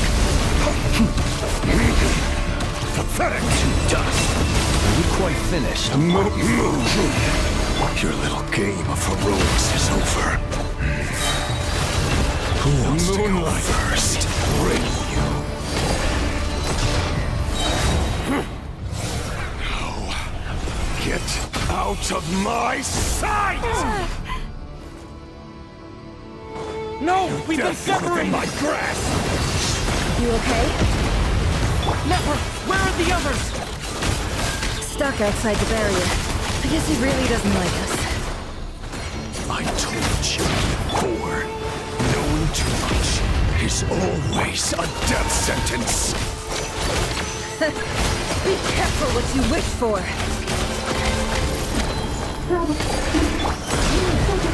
Mama! Can you hear me? Silence! Voices are gone. But at least I know they're still there. I need to focus. Stick to the plan. Destroy! Freeze! Keep stalling him. If I can stall him for long enough, the moment will come.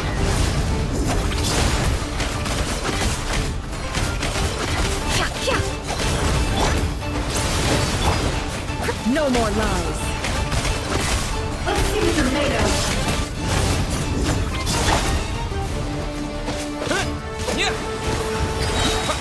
Wipe out! The mystery unravels. Can't hide the truth. Let's see what you're made of. It all adds up.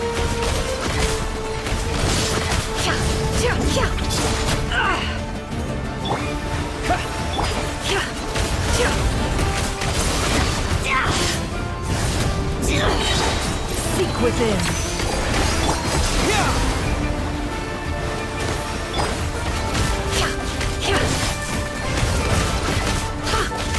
No more lies.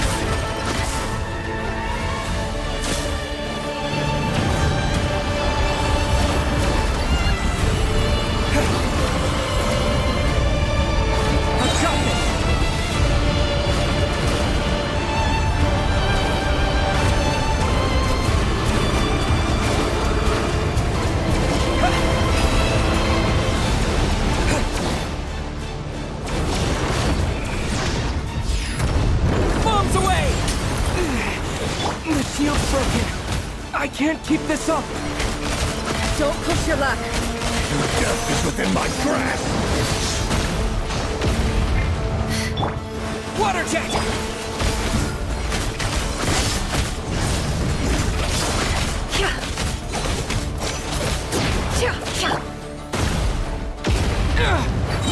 Water jet! The deception ends here. Let's see what you're made of.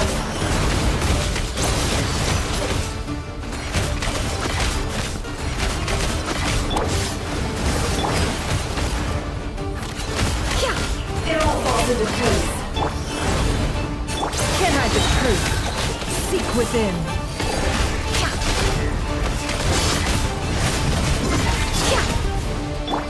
Wipe out!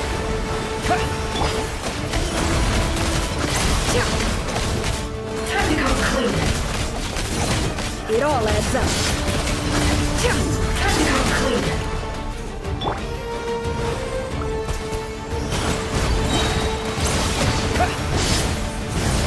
Bombs away! The mystery unravels. Time to come clean. No more lies.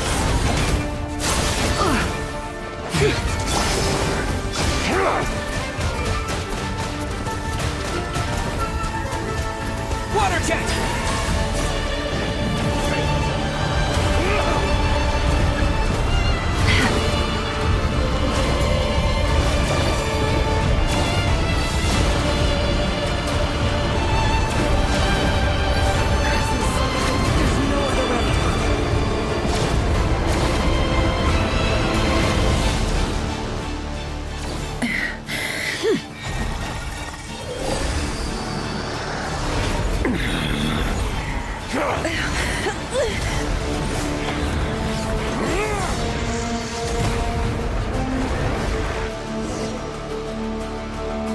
The only way to defeat Rarer is to borrow his own power.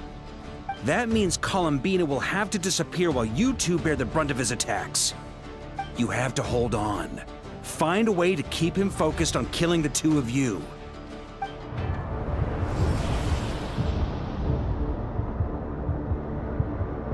Nefer, your eyes are bleeding. Soon you will be powerless to resist. And then, I will reduce you to dust. But that dust will plague your memories. Come on, keep holding on. Any other tricks up your sleeve? Let's see them. As entertaining as they are. You've backed yourself into a corner. You don't fool me. I see your fear clear as day. I have to stoke his rage. Make him unleash everything. You fear what you could never defeat. You fear the thought of never being able to save your beloved. You cannot win the fight against fate, Rerir. Is that what you think? Well, now it's your turn to feel afraid!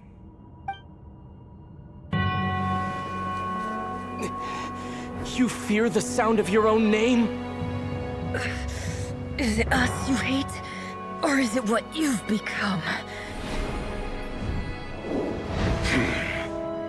Let's see what becomes of you!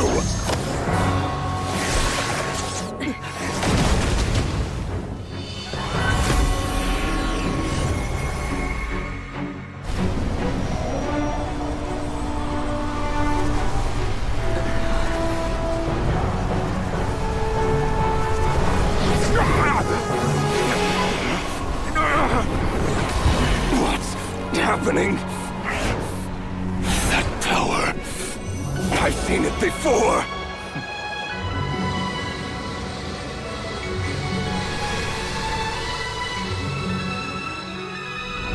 His power is on another level. We'll need to use an alchemical array to convert his power into a usable form. Then quickly channel it into Columbina, rendering her powerful enough to compete with him. I'll join you. I can help. If I release enough abyssal energy into a confined space, it'll create a potential difference, allowing us to extract a huge amount of elemental energy. Next, I'll synchronize with everyone's minds using Pyro, then give you temporary access to their abilities and fields of view. But it won't last long. Can you see? Well enough. So, we have a student of Gold Rheindotter in our midst! How about that?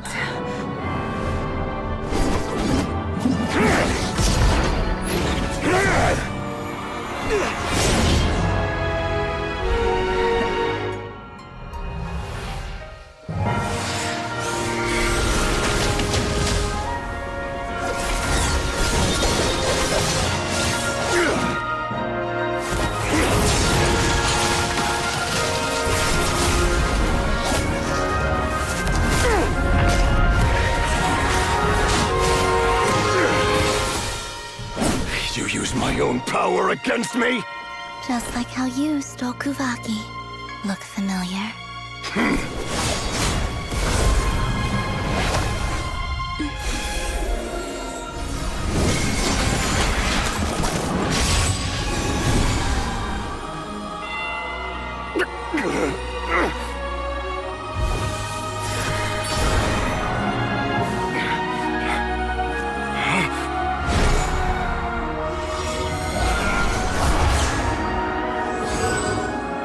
Don't you realize?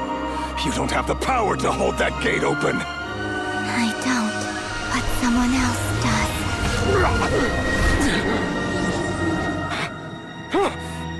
Goodbye, Rerir.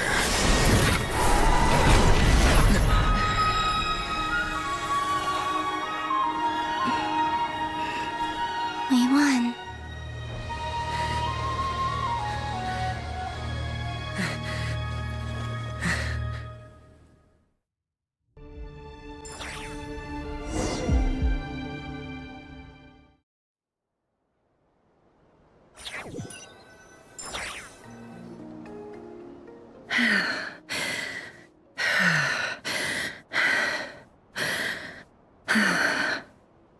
Nefer, how are your eyes?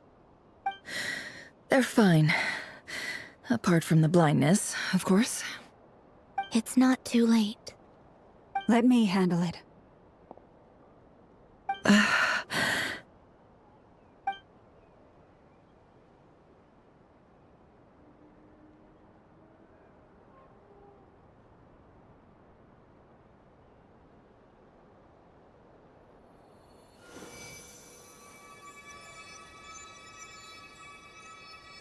Miss Nefer. It's not like you to lose your composure. That was the most reckless thing I've ever seen you do. Reckless how? The situation was critical. Our lives were at stake. We had to do something. Even so. Okay. I guess you're right. Under the circumstances, it was a wise decision. You traded your eyes for an incredible victory. In business terms, I suppose that's a huge return on investment. I'd be hard-pressed to argue otherwise.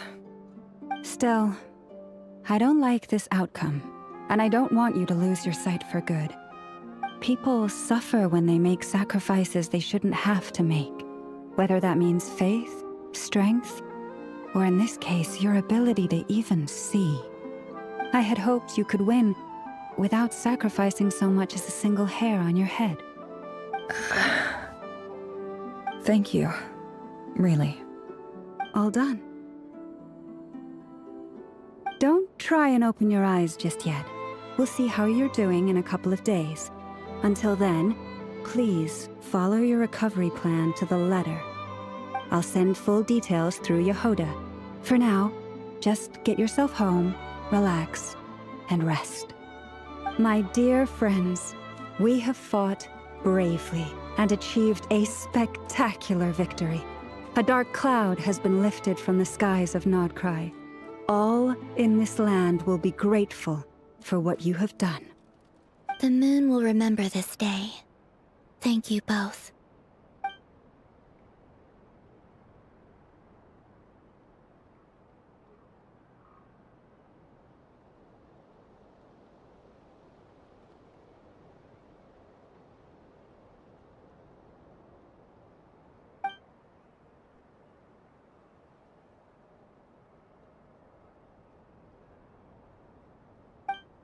There's something I want to let you know. What is it?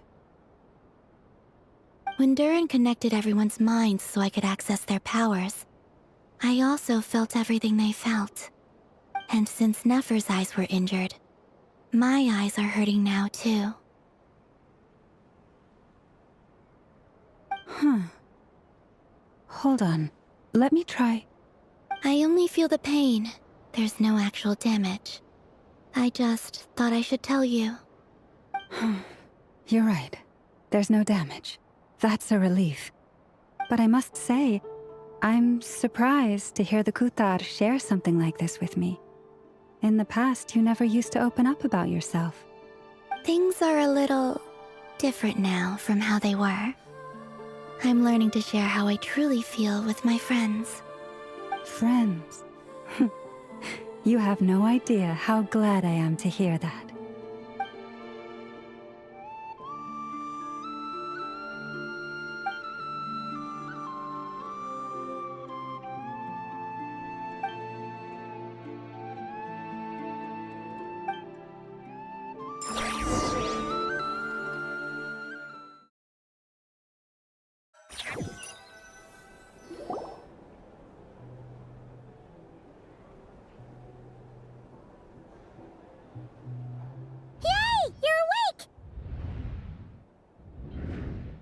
How are you feeling?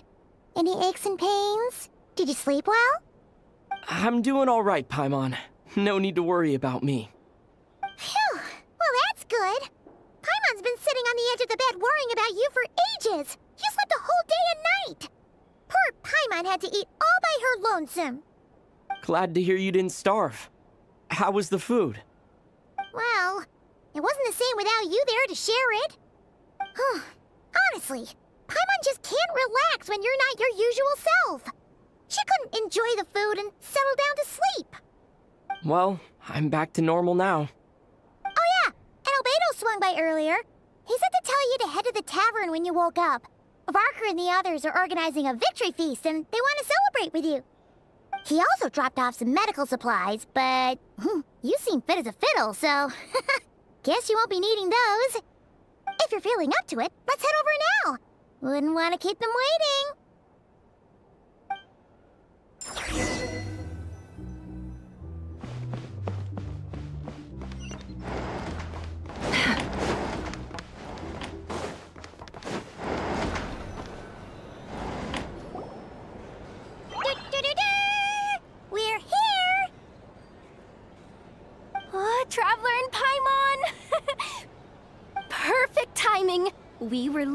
literally just saying how there's no way we're holding this victory feast without you any longer, and we would have postponed it till tomorrow.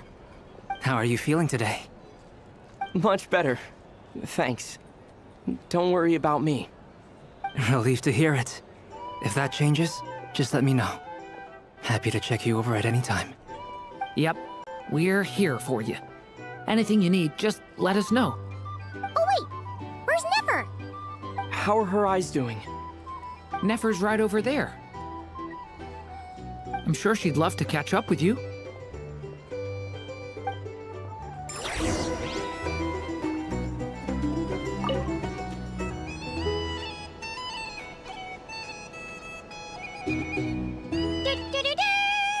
We're here! Oh, Traveler and Paimon! Perfect timing! We were literally just saying how there's no way we're holding this— How are you feeling today? Much better. Relieved to hear. Yep. Oh wait, where's Nefer? How are her eyes? Nefer's right over there. I'm sure she'd love to catch up.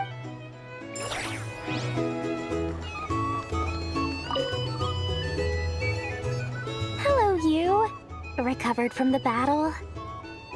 Come on, what do you mean? Of course I'm gonna ask. I care about my friend's well-being. And we are friends, aren't we? Get yourself a drink. You've more than earned it. In fact, today, your drinks are on me. Lord Sangama Base got you covered. Wow, really? What about Paimon? Has she earned it too? Has she? Please? Well, you haven't been through quite as much as the Traveler, but... what the heck, sure. Yay! Wow! Drinks on Dory! What a historic day. Hey, keep your voice down, or everyone else is gonna want in too. Have you heard anything I've been saying recently? Doing business in Nodcry has been an absolute nightmare. If I'm buying for everyone, oh... Okay. Paimon will speak more quietly. Jeez. That's more like it. Don't you forget, Lord Sangama Bay doesn't just go around buying drinks for anyone and everyone.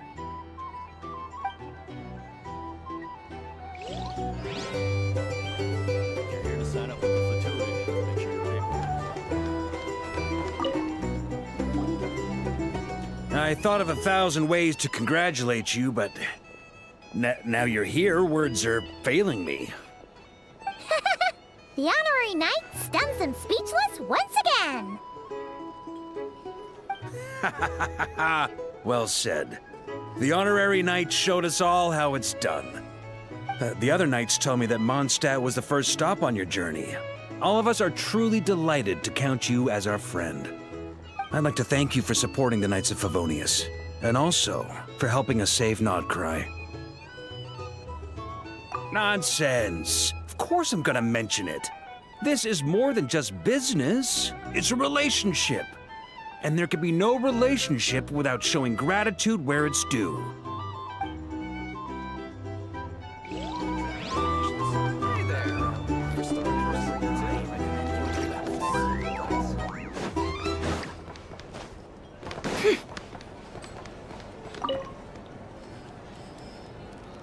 I see you've recovered. You bet. Snooze his way to a full recovery. Glad to hear it. A healthy body is paramount. Nothing else in life is possible without it. So take it slow. You can't afford an injury. Paimon too! You really saved the day when you swooped in to open that gateway.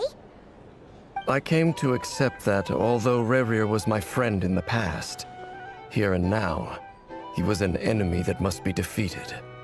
Though I will never fully understand what happened between us, I could not let this crisis deepen any further. We fought a very necessary battle, and you played your part admirably. Yeah! And if you ever need to talk, just remember, we're always here. I'll do that.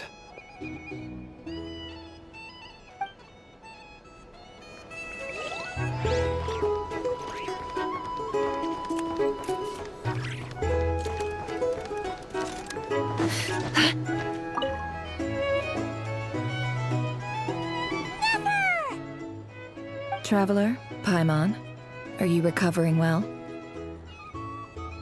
Turns out that moon chanter has some real talent after all. My eyes were mostly recovered after just a couple days' rest. I can actually open them again now. Yeah, but you gotta be careful. Lauma says not to strain your eyes while they're still healing. Yes, thank you. I'm well aware. Yehoda, could I borrow you for a moment? I could do with an extra pair of hands. Oh, sure. Coming. Did you hear that? I gotta go help Lauma for a second. You guys chat among yourselves. I'll grab us some drinks on the way back. Paimon, you still like them sweet? You bet! Make it extra sweet, because Paimon's earned it! Sure thing!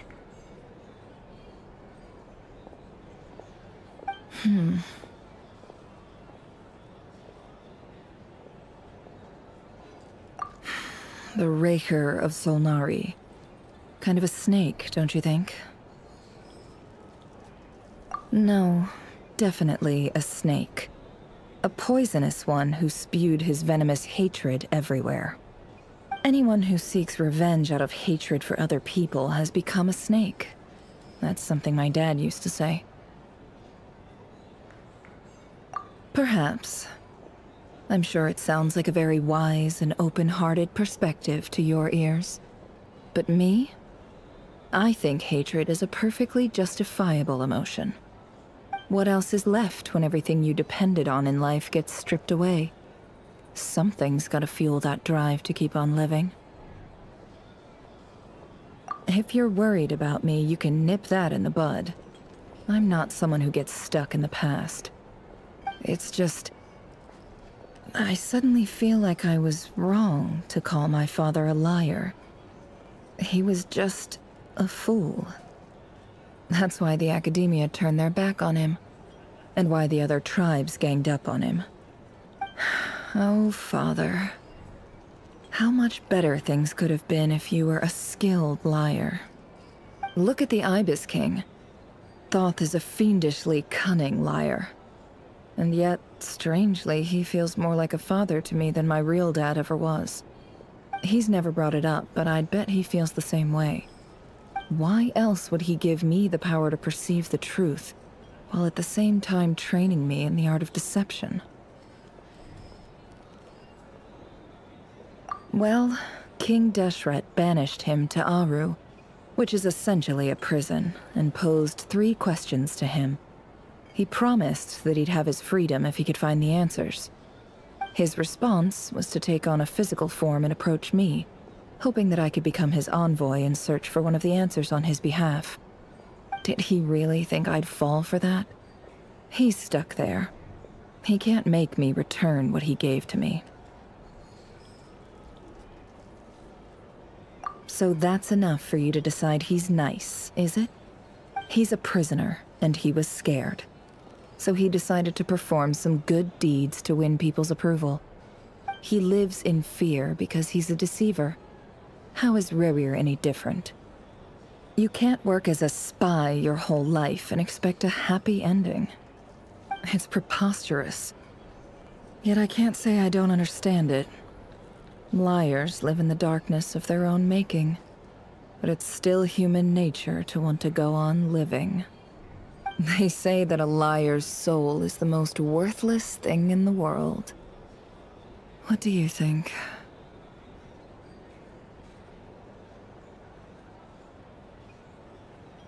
Oh, really? Well, it takes a very kind person to find compassion even for liars. If you ask me, the soul of a liar really is worth nothing, because all they care about is themselves. For example, when something good falls into my lap, I don't go sharing the news around. Stops other people trying to steal it from me.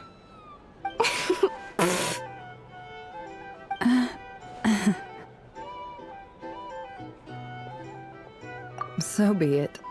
They have sharp ears. I can't keep anything from them.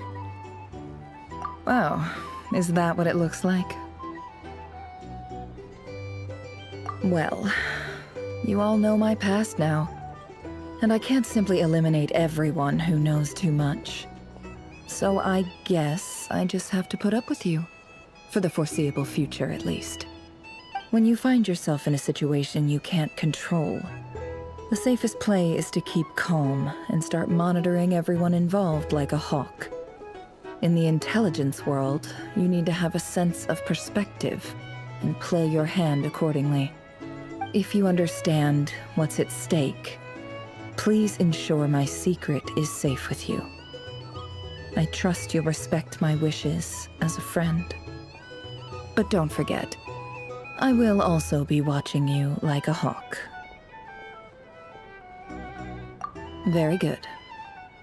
Oh, wait! Now that the panic's over and we've all calmed down, Paimon suddenly remembered something. After all that build-up, our mystery ally never showed up even once!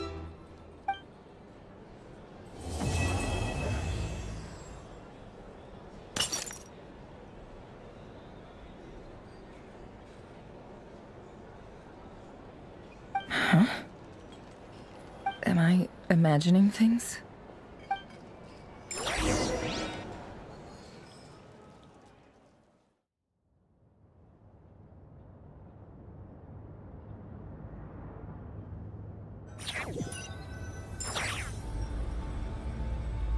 So, that close colleague who stayed behind with you?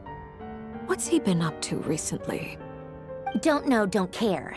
I get more normal human interaction from hanging out with Bosco too than him. Although, now you mention it, he hasn't bothered me in a while. I wonder if... If he's disappeared without a trace, it's the biggest gift he ever gave to the world. But I somehow doubt that's what's going on. He won't lie low forever. So we'd better stay on guard.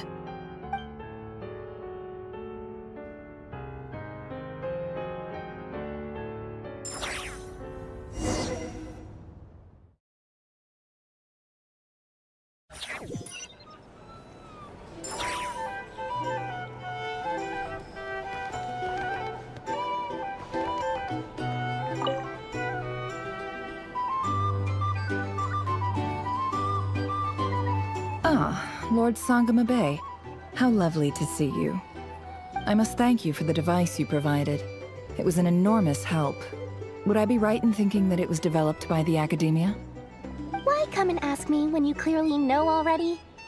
I mostly came to thank you. That's more like it. A little gratitude goes a long way with Lord Sangama Bay. Play your cards right, and you might even stand a chance of becoming my long-term supplier.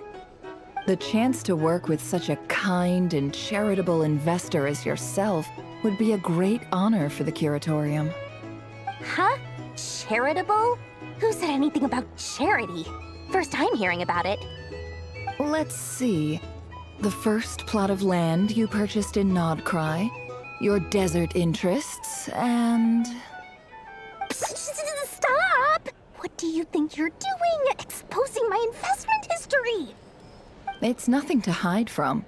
They're all perfectly legitimate investments. And some of the land you purchased was with the intent of building a sanctuary? Yes, I heard about that too. How did you... You're a curious case, Lord Sangama Bay. You don't like people finding out about your good deeds, do you? But I'm afraid no matter how hard you try to keep things under wraps, where there's a will, there's a way. You did it for Sumeru, didn't you? It was empty land that was gonna go to waste otherwise. I figured if I built something there, it might at least get some use in an emergency. Disasters are capricious things. They strike without any warning. I've lost family to a disaster before, and I don't want to lose any friends or business partners if I can help it. My elder sister used to dream of finding a sanctuary. Somewhere with plenty of food, water, and medicine. Where everyone could live happy lives. It was something I looked into, but after discussing things with the Dendro Archon, I decided on a more effective strategy. The tech people handled the tech, and Moneybags provided the Mora. It just made the most sense. It's a pity that so few people know the truth about you. Everyone says that you view everything in terms of Mora, and all you care about is growing your own wealth. So, what's the problem with that? Everyone wants to be rich. It's human nature. So yes, I love Mora, and it's nothing to be ashamed of. But surely you have dreams of your own beyond just making Mora. You don't get it, do you? My dream is to invest in other people's dreams. And, you know, make a nice little slice for myself along the way. Just thinking about it makes me happy. That sweet, sweet sound of Mora. Thank you. For the device? And the pendant. Oh, that. I was just returning a favor. Don't worry about it. Seems like we've both been away from home for a very long time. Yeah. So long that I barely remember what my family even looked like. That would be your mother, father, and sister? Yeah, though it's been years since my sister passed away. It's not like I want to forget them, obviously, but memory can be even more ruthless than the most calculating business person. Beyond a certain point, if something isn't helping you, it just gets rid of it. My sister can't help me now. Slowly but surely, her face is fading from my mind's eye. It's become a vague impression. Not everything will fade. When loved ones pass away, the beautiful memories are the ones that last the longest. Yeah, that's true. If you ask me, that's the one silver lining in all of it. Well, that, plus, I'm sure that life is much better now than it was back then. Oh, absolutely. I have tons of Mora, a big beautiful house, business is booming, and I'm as happy as can be.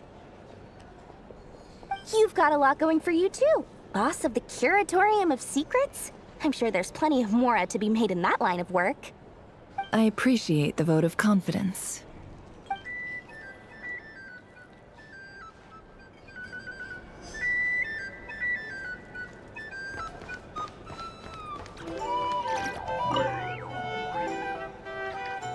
How have you been holding up? Any adverse reactions? If you start to take a turn for the worse, make sure you tell me right away. You don't need to worry about me, Grandmaster. I'm fine. I mean, I barely did anything, so... What?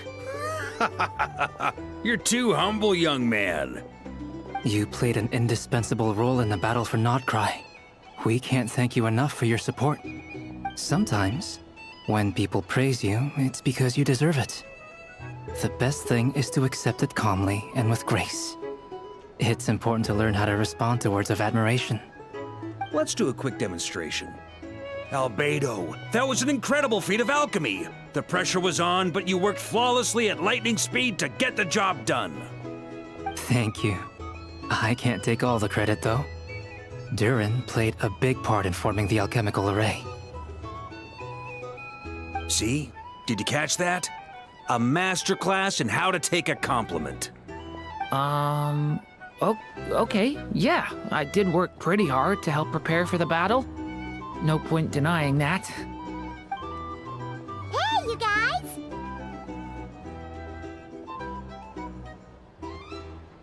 Hey, look who's bounced back. Looking good, Traveler. Seems like you've recovered. You won't need to take any more medication.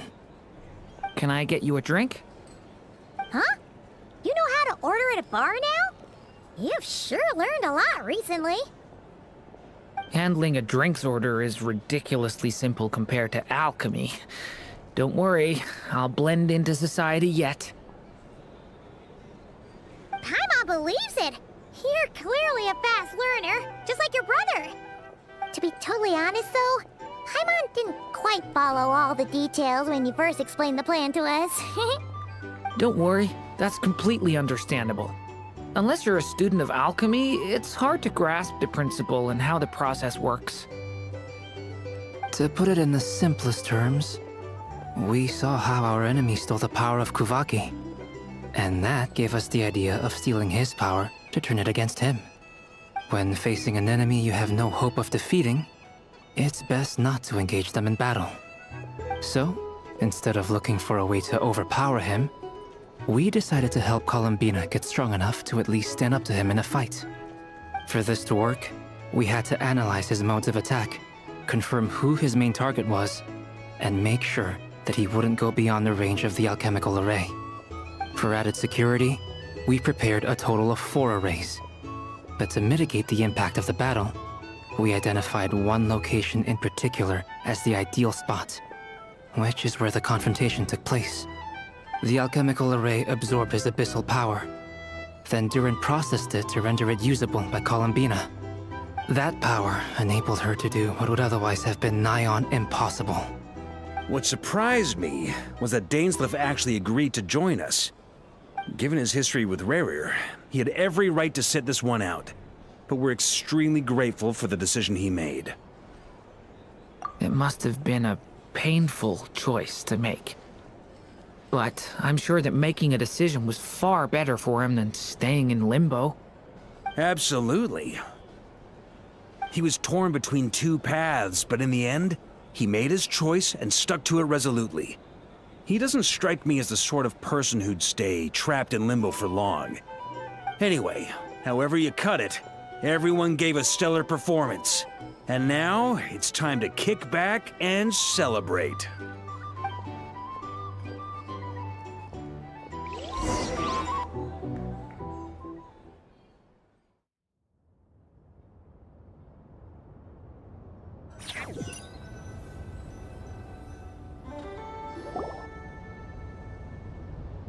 That's the only reason you're here. Yes. I've thought a lot about it. And I've realized that you, me, and Arlecchino should be friends. I think this is very important. So I felt I had to come and tell you. Well, this is a new one. I'm so moved. I can't even hold my teacup. If that's all, you can leave now. Do you not want to be friends with me? Or is it that you prefer being co-workers? What is this, Columbina? Are you deliberately testing my patience threshold? Right now, my politeness module is active. But if you say another word, I swear I'll shut it down.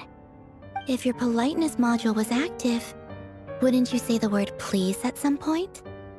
Polonia, please see Lady Columbina to the door. Will you still invite me to your next tea party? What? Yes, I think you will.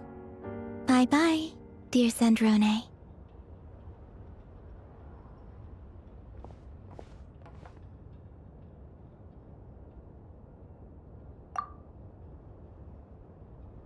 Last time, the Wild Hunt escorted you out. Would you rather I handled it myself this time? We just wanted to, see how you were doing now that it's all over. Why?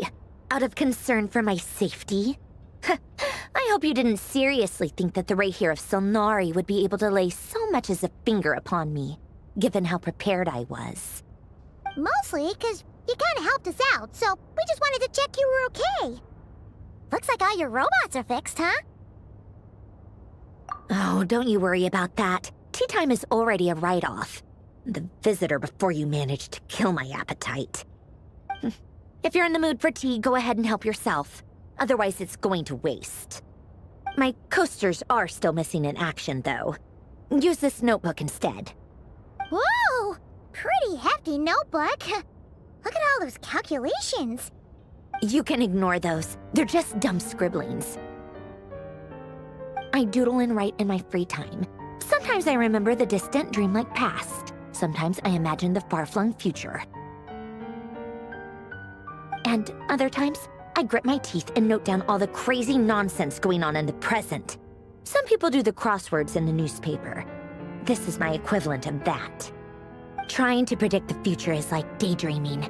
And writing about the present just makes me furious. The past is my favorite. If nothing else, it's already set in stone, so I don't have to rack my brains trying to figure it all out. Huh. Although, having said that, the only vaguely interesting memory in my past is probably that guy they call Lord Artificer. Who else? Pretty much all the mecha in Fontaine are his personal handiwork. Wait, are you saying you know him? Like, personally? As a friend? I mean, I guess we were friendly enough. Yep. In fact, I'm probably the only normal person left who knew him at all. We used to chat occasionally back when he was still around. Before he passed away, he asked me to destroy all his manuscripts. I honored his request, but I did read through everything first before destroying them. I mean, I couldn't let the genius of Lord Artificer Alain Guillotin disappear like that. Would have been such a waste. So, that's where the formulas in your notebook are from? I just told you. Those are my equivalent of crossword puzzles.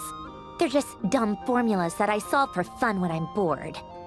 Alain's work was like epic poetry. The formulas in my notebook are just silly little riddles in comparison. Not that there's anything bad about them. I mean, at least, solving those riddles isn't going to hurt anyone. Except me, 'cause I lose a few brain cells in the process. Anyway, while we're on the topic, I might as well tell you about what happened to him and his friends. Alain Guillotin had two close buddies, René and Jacob. They spent their childhood years together in the Narzissenkreuz Institute. They were all quite competitive, so there was some rivalry between them, but it was a friendly rivalry. But beneath the friendship and the rivalry ran something deeper, a sense of nostalgia for the past. Unfortunately, childhood would end. The prophecy would come true, the apocalypse would arrive, and the future would never be. A mad dream that would normally only capture the minds of lunatics begin to take root in their hearts.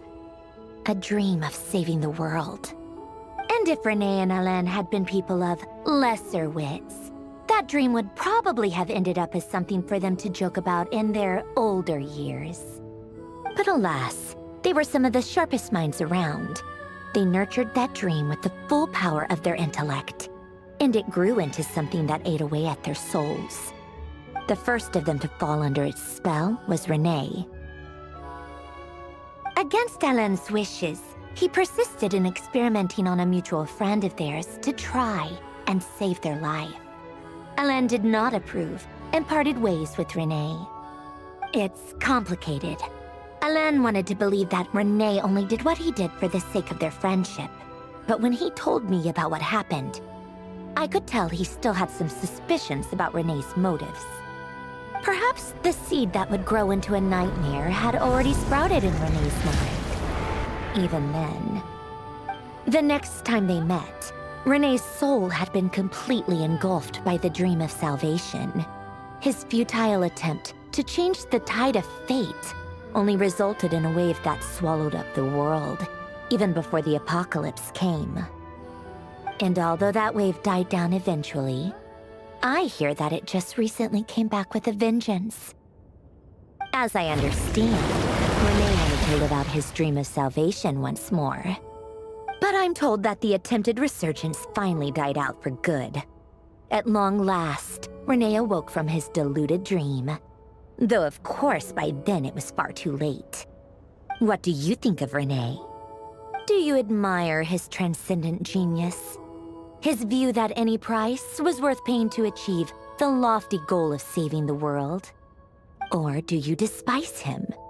Dismiss him as an evil madman who wrought havoc on the lives of everyone around him as he pursued his delusional dream?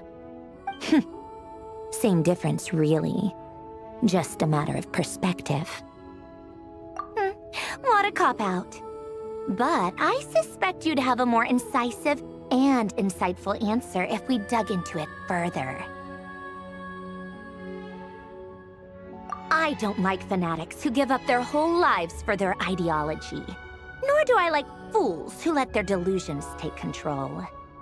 Maybe I could understand if René had just been an ordinary person. But he had a sage-like intellect, and still managed to get himself lost in the labyrinth of his own desires. Anyway, that's enough about Renee. Now, moving on to Alain Guillotin, the Lord Artificer. He managed to put a stop to the first storm whipped up by Renee. But after that, Alain lost his friends and family. To his credit, I suppose, the loss of his family and friends was purely a tragic accident. It's not like Alain sacrificed them for his cause or anything. After that, the only thing supporting his work was the same dream that had dragged his closest friend down to the abyss. But although the desire to save Fontaine drove him to found the Fontaine Research Institute, Alain continued to reject any form of transcendental knowledge or power. He was suspicious and fearful of it, having seen the way it had affected his closest friend.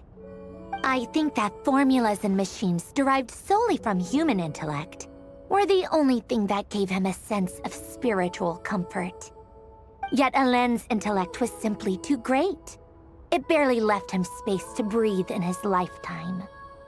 Once he realized that the end of his life was approaching, he finally accepted the truth. The Nazissenkreuz Institute needed someone, and a human being, to see its story through to the end. He quit working on his formulas, trading them in for the fairy tales that had played such a formative role in his childhood, but which he'd barely touched in his adult life. He told me that the director of the Nazissenkreuz Institute used to read those fairy tales to the children as bedtime stories. Apparently, they worked wonders at sending kids off to sleep. I think that all he wanted at that time in his life was to be able to sleep deeply without being plagued by depression. By that point, nothing else really mattered. At the very end, he laid down to rest in the ruins of the former Nazissenkreuz Institute orphanage, while the Fontaine Research Institute he had founded continued tirelessly with its work. Many years after that, tensions over competing dreams would once again cause a rift, this time between members of the Fontaine Research Institute. But the actions of those fools had nothing at all to do with Alain. And that is the story of two people from the Nazissenkreuz Institute who both wanted to save the world. One went all in on his fantasy of salvation without ever looking back, and ended up calmly sinking to the bottom of the deepest sea. The other sought desperately to burn bright in his life, even though he wasn't sure where he was going. I do sometimes wonder, why is it that people like them have such grand hopes of saving the world? Even the grandest tree starts as a tiny seed. So perhaps, for each of them, their mission to save the world began with a very simple desire: to save themselves. They were young children with friends and family who mattered to them, desires to explore the meaning of life, ambitions to have a successful career. They didn't want to see all of that taken away in one fell swoop. Or maybe they just wanted to find something to anchor themselves within the chaos, to stop them getting quietly swept away by the storms of life. But instead, the search for their own salvation took them down the rocky road laid out by fate. Do you think the desire to save oneself is enough of a justification to try and save the world? You don't know? I guess that's a fair answer. At least you're not trying to hide your confusion. Alain was much more straightforward about it. I asked him the same question back when he was in his prime, putting all of his energy into his work. Yes, it's enough. That was all he said before getting right back to his work. He was always that way. All right, tea time's over. I owe Arlecchino a favor for telling me these stories. I'll have to bring a whole sack of gifts the next time I visit the House of the Hearth. I'm gonna go tinker with Polonia now. You guys can do whatever you want, as long as it doesn't involve interrupting me. Polonia, exit hibernation mode. Begin diagnostics.